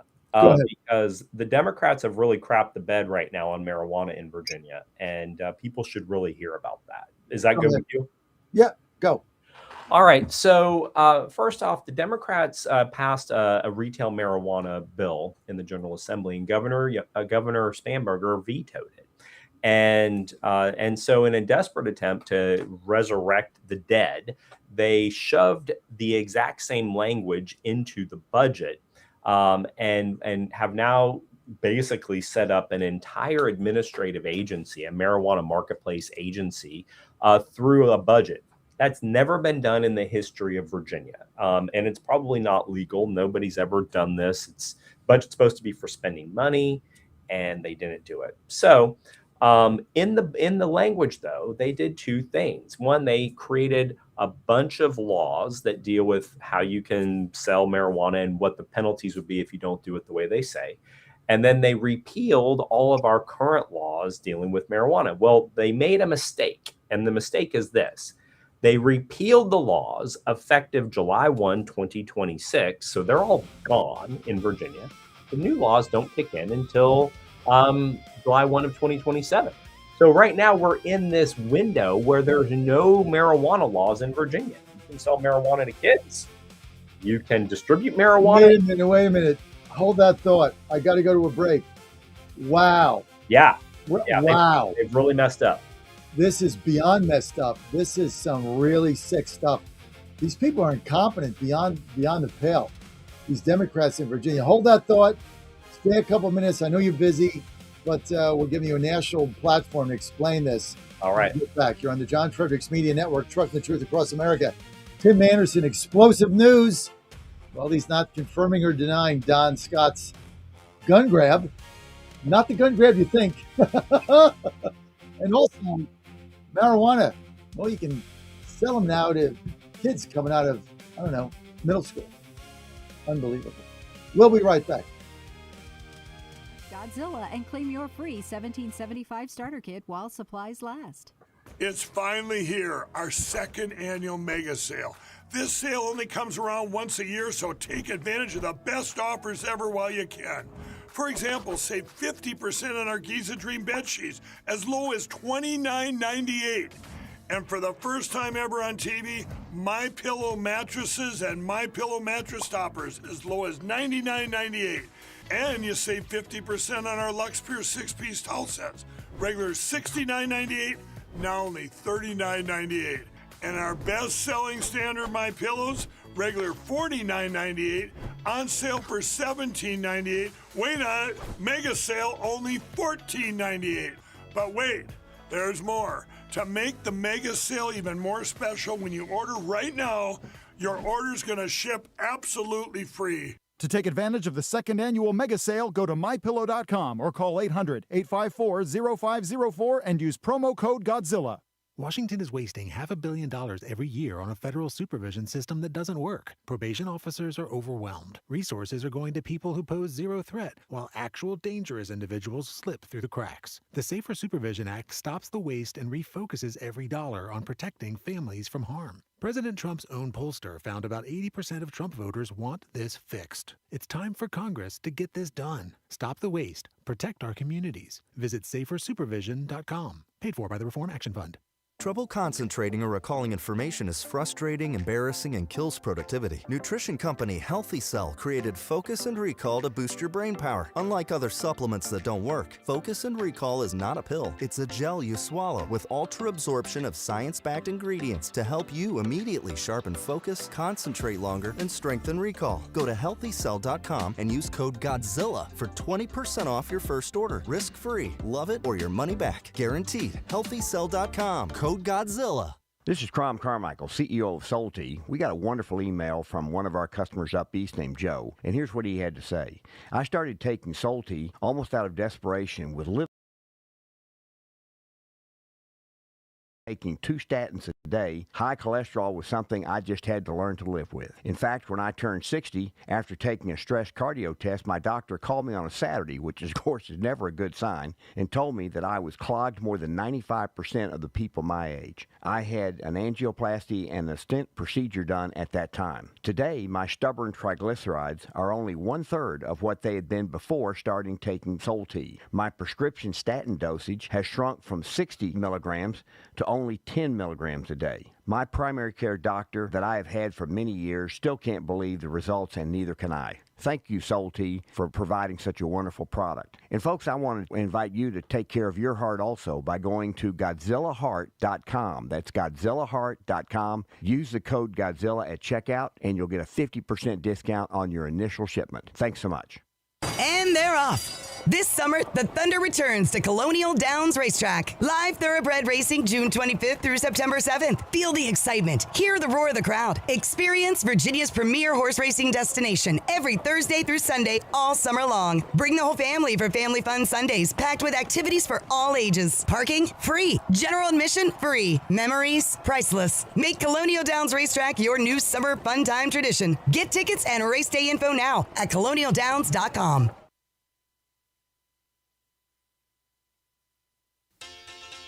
He's the voice of Virginia. No, you can't. You have one of the worst voices I've ever heard in my life. And the commander of common sense. Fire at will, Commander. Now back to the John Fredericks Show. You got him back. Virginia gang got Tim Anderson. He's with us, former House of Delegates member, former candidate for state Senate in Virginia. Also ran for Virginia National Committee man and got beat by a couple of votes there. And he's with us, lawyer, my lawyer right now, gun store, does that. So he's got all kinds of things going on. We've got John McGuire has joined us by phone. John, we'll get to you in a minute. We got Joe in studio.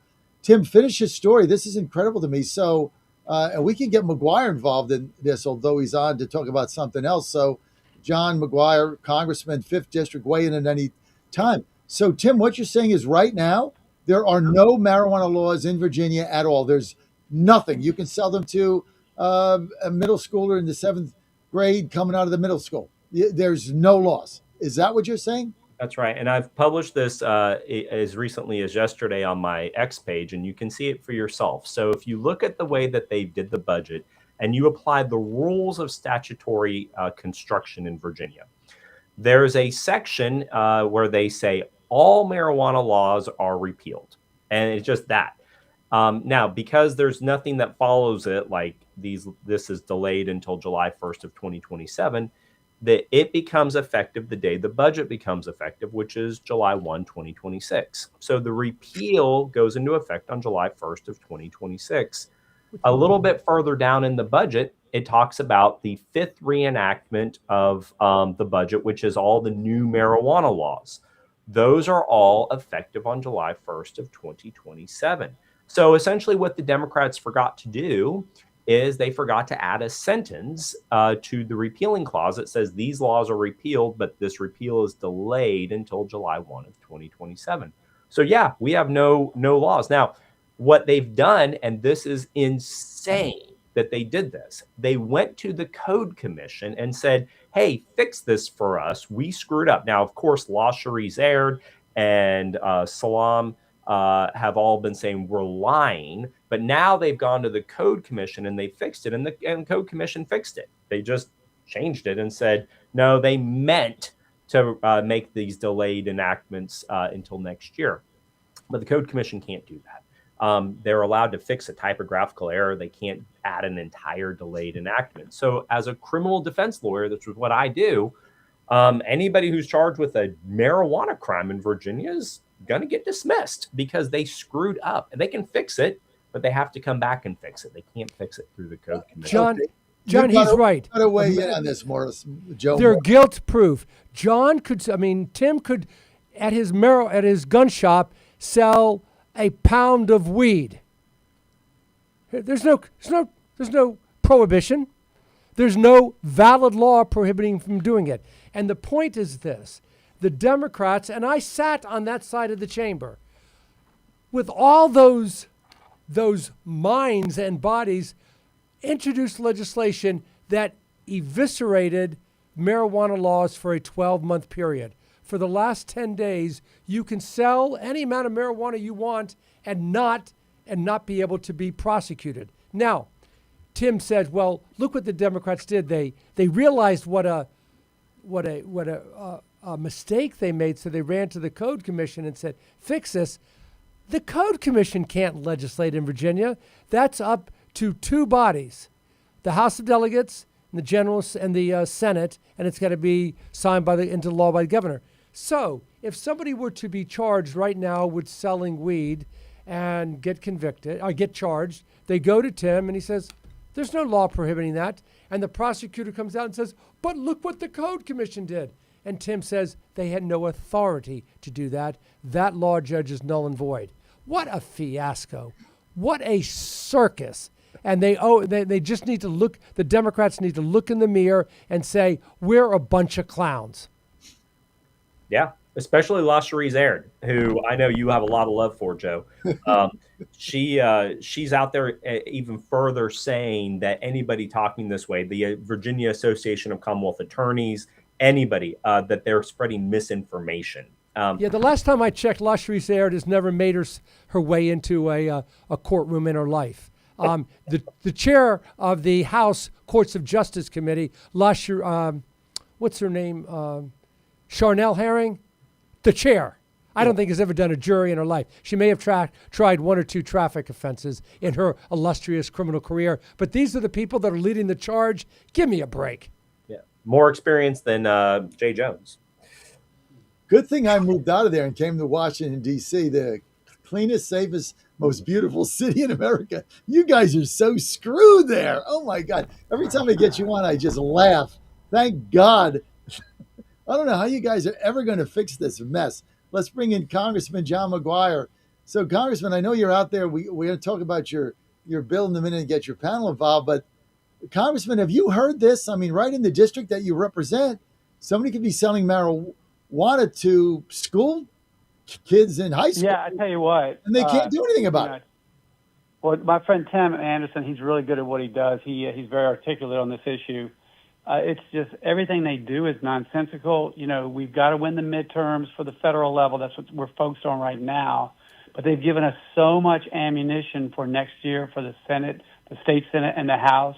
But what's going on in Richmond right now is a foreshadowing of what they would do at the national level if they get power again. So we need all hands on deck. We got a primary. The last day to vote for me is August 4th, and then we've got to fight like hell and make sure we give President Trump another majority in the House and the Senate. I mean, John, you're in the House and the Senate. Right now, as Tim and Joe said, there is no law on the books in the Commonwealth of Virginia that has to do with marijuana. So you could basically sell, I don't know, pounds of it. Just open up a street stand or sell out of your car. And Oh, nobody yeah, can do anything. everything they do. I mean, we could go on for months about all the stupid stuff they're doing. I mean, it's just ridiculous. It's nonsensical. And at some point, I hope Virginia will wake up and do the right thing and vote these communists out. John, tell us about Here's what you got to. Here's what they're going to do. They're going to finally realize that no, you can't, through the back door, get the Code Commission to legislate. They're going to have to call a special session. Governor's going to have to call a special session, bring everybody back at a cost of tens of thousands of dollars, and fix this faux pas, which is their own fault. That's the only way you fix it, because in short order, every general district court judge and circuit court judge is going to say, I'm sorry. There is no law on the books prohibiting the sale of marijuana, irrespective of what the Code Commission did. You can't make this stuff up. John, I'm going to have the panel weigh in on this. You just introduced a bill. Many of us were not happy. As you know, I did a big column on it, on the fact that the Supreme Court 5-4, Amy Coney Barrett and Roberts voted with the liberals to uphold birthright citizenship, regardless of if you're flying in from the CCP is flying you in from China to have a baby and then fly you back. So when you're 18, you can vote in an American election. Like no country can operate this way. But anyway, it is what it is. It's 2 weeks old. But you've introduced a bill in the House to legislate that, which is what Roberts said. Roberts said he left it that opening and said, this really is a legislative issue, not a Supreme Court ruling issue. And now you've got a bill.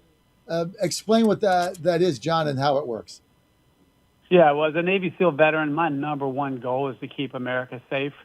And we are in big trouble. Thank God we got President Trump in the White House.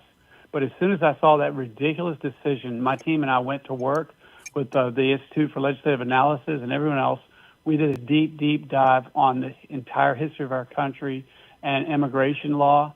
And basically this bill will close loopholes and stop birth tourism in America. When would the Democrats stop putting our enemies first and start fighting for the American people? You know, right now there's 1.5 million, we think, communist Chinese with dual citizenship. And because of stupid Democrat laws, they could fly here, same-day register, vote, turn America communist, and fly back to China. How stupid is that? And right now in the Mexican border, you've probably seen they got signs up saying for $4,000, we'll get you across the border into an American hospital, have your baby, a golden ticket at the taxpayer's expense for the rest of their life. I mean, no country would do that. It's stupid. And so if you read the press release, or I could go line by line for all the different loopholes we've closed, but basically it ends birth tourism and clarifies birthright citizenship.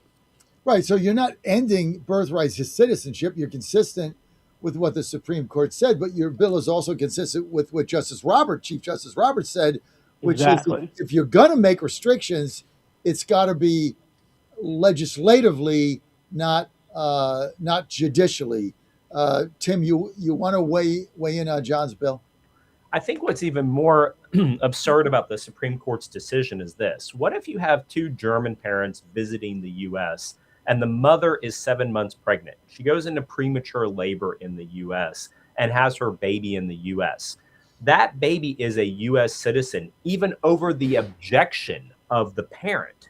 And that is an absurd concept to think that these German parents with this German baby that have a premature delivery in the United States, that we're going to stamp citizenship on that baby over the objection of the parents, and they can't do anything about that. That's crazy town. And so I did I did see yesterday that the Department of Justice is going to ask the Supreme Court to rehear its decision and maybe give them the opportunity to fix what this disaster that they've created. Because simply being in the country illegally or even legally doesn't necessarily mean that that baby should be a U.S. citizen. That's a crazy concept that the Supreme Court just opened the floodgates on. Joe? Did you say John or Joe? Joe. Yeah, I agree. Morrissey. Yeah. The position that, or the scenario that Tim just suggested could easily happen. And the Constitution gives that baby U.S. citizenship. Now, the fact of the matter, that person, the baby, would have dual Germany, U.S. citizenship. But the point of the matter is that Tim made is, even if they objected, the baby still has the imprimatur of a U.S. citizenship.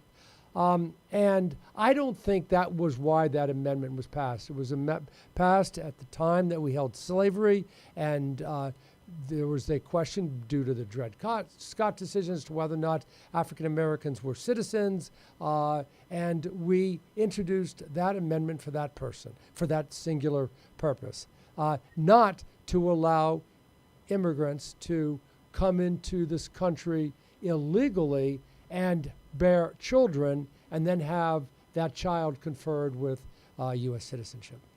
McGuire. No, and guys, slaves were born in the United States. They had no country to go back to, and they had actually fought and died. They had skin in the game. These people come over who have no skin in the game, and they have access to all of our taxpayer institutions and everything else. So, yeah, this clarifies, and it codifies a President Trump executive order that even Kavanaugh said was accurate. How do you fast track this through the House? Because we can't get anything done. So what's your pathway, John? This is my pathway. I did it in the General Assembly. When I was in the House of Delegates, I had a bill that everybody said I couldn't pass. And I said, well, I'm going to get 100 co-patrons. And they laughed at me. And I said, what's so funny about that? And they said, well, in 400 years, no one's had 100 co-patrons. It took me 4 weeks. I got people in the elevator, the parking lot, stayed at night till 10:30. I got 140 co-patrons, and we passed the bill. So I'm printing 435 palm cards. I'm going to put one in everybody's hand. And I think that it's treason if you don't vote for this bill. How do you get it through the committee? What committee is it? Well, I'm not sure on that yet. We just dropped the bill yesterday. I think it's Judiciary. I'm pretty sure it's Judiciary, but I'll get back to you on that. You got to get through committee. You got to get a fast track. Have you talked to Scalise about it? Yeah, I've sent him messages. We've gone back and forth with everybody. So no answers yet. It's brand new. We just dropped it. Listen, I mean, I'm happy you dropped it. I wanted to get to the floor. I wanted to get to committee. I want people to vote on it, and I want the Democrats to vote no, because this is not what you've done. This is not rejecting the Supreme Court order of birthright citizenship. It's rejecting tourism birth for the purposes of exploiting the American taxpayer and taking advantage of a gracious system and giving people the right, basically, to vote in elections at the direction of a foreign adversary. I mean, that's what is going to happen, John. Yeah, you could be on a ship, pull into U.S. waters, have a baby, and the enemy has babies that have citizenship in your country. It's the stupidest thing. I mean, there's so many loopholes. This closes all those loopholes. It ends birth tourism. It's in line with what Kavanaugh said, and it codifies President Trump's executive order. Like Tim Anderson said, it's crazy town. No other country would do this. And the purpose of that amendment was for slaves, not for our enemies. It's unbelievable.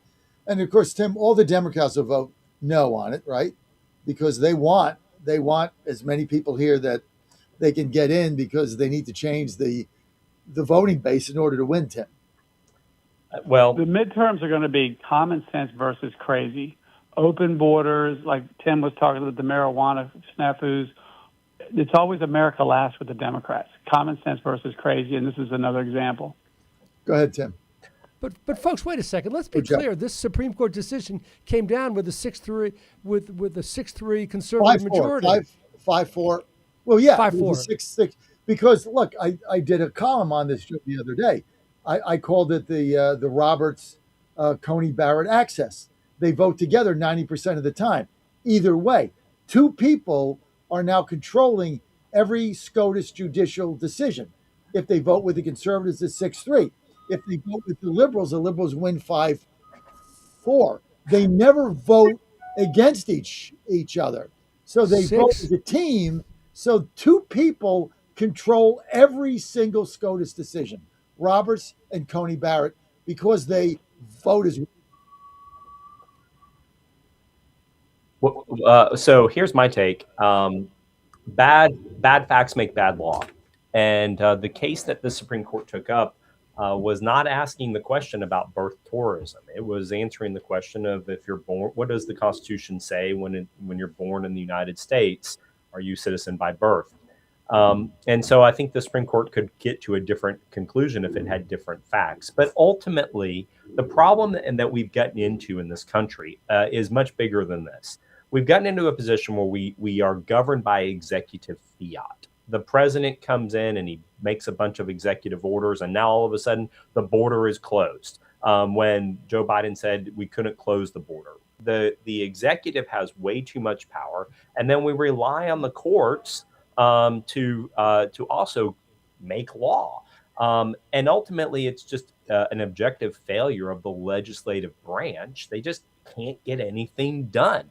No offense to John McGuire is great, but the legislative branch just needs to pass some laws, and they just can't seem to do it. And that's where the real failure of all of this comes from. But this Supreme Court case is just bad facts. And I think if we could get a question up, should a busload of Chinese women who are being bussed in for birth tourism, should that be legal in the United States? I think they would come up with a different answer. So you're saying that the case that was presented to the Supreme Court was too broad? It was too much of a broad brush, so they interpreted the Constitution rather than narrow it down to the birth tourism issue, which I don't think anybody, you can't even give an argument for that. Now, the Democrats will come up with some argument why that's the right thing to do, because they need those voters. They need the CCP voters. They're going to vote for them, right? Hey, guys, I got to get to something else. And then in the last 2 minutes we have, this blew my mind. Benny Thompson, congressman, Democrat, Mississippi Delta, illegal gerrymandered racial district, shouldn't be there. Tate Reeves, governor, should have gotten rid of it in 26, says he'll get rid of it in 28. Tells his constituents, this is in the Delta of Mississippi, the poorest congressional district in America. My son, Jack, Joe knows him well, taught there in high school 5 years. Kids have no money. They have nothing. It's in the Delta. Tells his constituents not to participate in Trump accounts, not to take the free $1,000 when you're a baby born between January 25 and end of December 27. Don't take the $1,000 because he doesn't want to help Trump. The hell's that? What? Are you kidding us? $1,000 they're giving each child in the poorest community in the country, and your congressman is saying, don't take advantage of it? What the hell is this guy thinking? John McGuire, Tim, somebody jump in. It's outrageous. It's just the common Trump derangement syndrome. President Trump could literally say, I have the cure for cancer, and Democrats would object to it. It's just this hatred. And you know, if President Trump would maybe find an ounce of humility on this and not call it a Trump account, it would have probably been more popular. But if it has Trump, there's an immediate visceral reaction from the left to reject it, even if it's something good like this. And it's terrible, because this Trump account, I just put $5,000 each in it for my boys. It's going to turn into a $250,000, by the time that they're at retirement age. It's insane not to do it. Insane. And you're getting free money in a poor district. This is a free $1,000 to become part of the American dream. You know why Thompson doesn't want him to do it? Yes, some of it is Trump derangement syndrome, but McGuire, you know the real reason? They want their kids dependent and poor on the government. Dependent on the government for food stamps, healthcare, you name it. They don't want them to be entrepreneurs. They don't want to be successful because if they're not dependent, they don't vote for the Democrats. John, That's you know why what? he rejected it. John, I also think that Tim again is right. The Democrats don't want Trump to get a victory, irrespective of how much that victory is warranted. These Trump accounts, if it had been some other name that did not have the Trump moniker on it, it would have sailed through, or at least or if a Democrat had introduced it, it sails through, and that's sad. It reminds me of what my mother used to say, Joey, don't cut your nose off to spite your face. Thank you.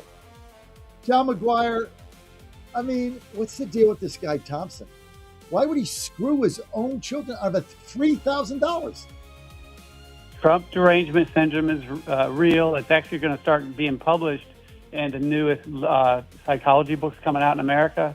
Trump derangement syndrome is real, but President Trump is amazing. He's playing 3D chess. He's trying to make America great again for all Americans.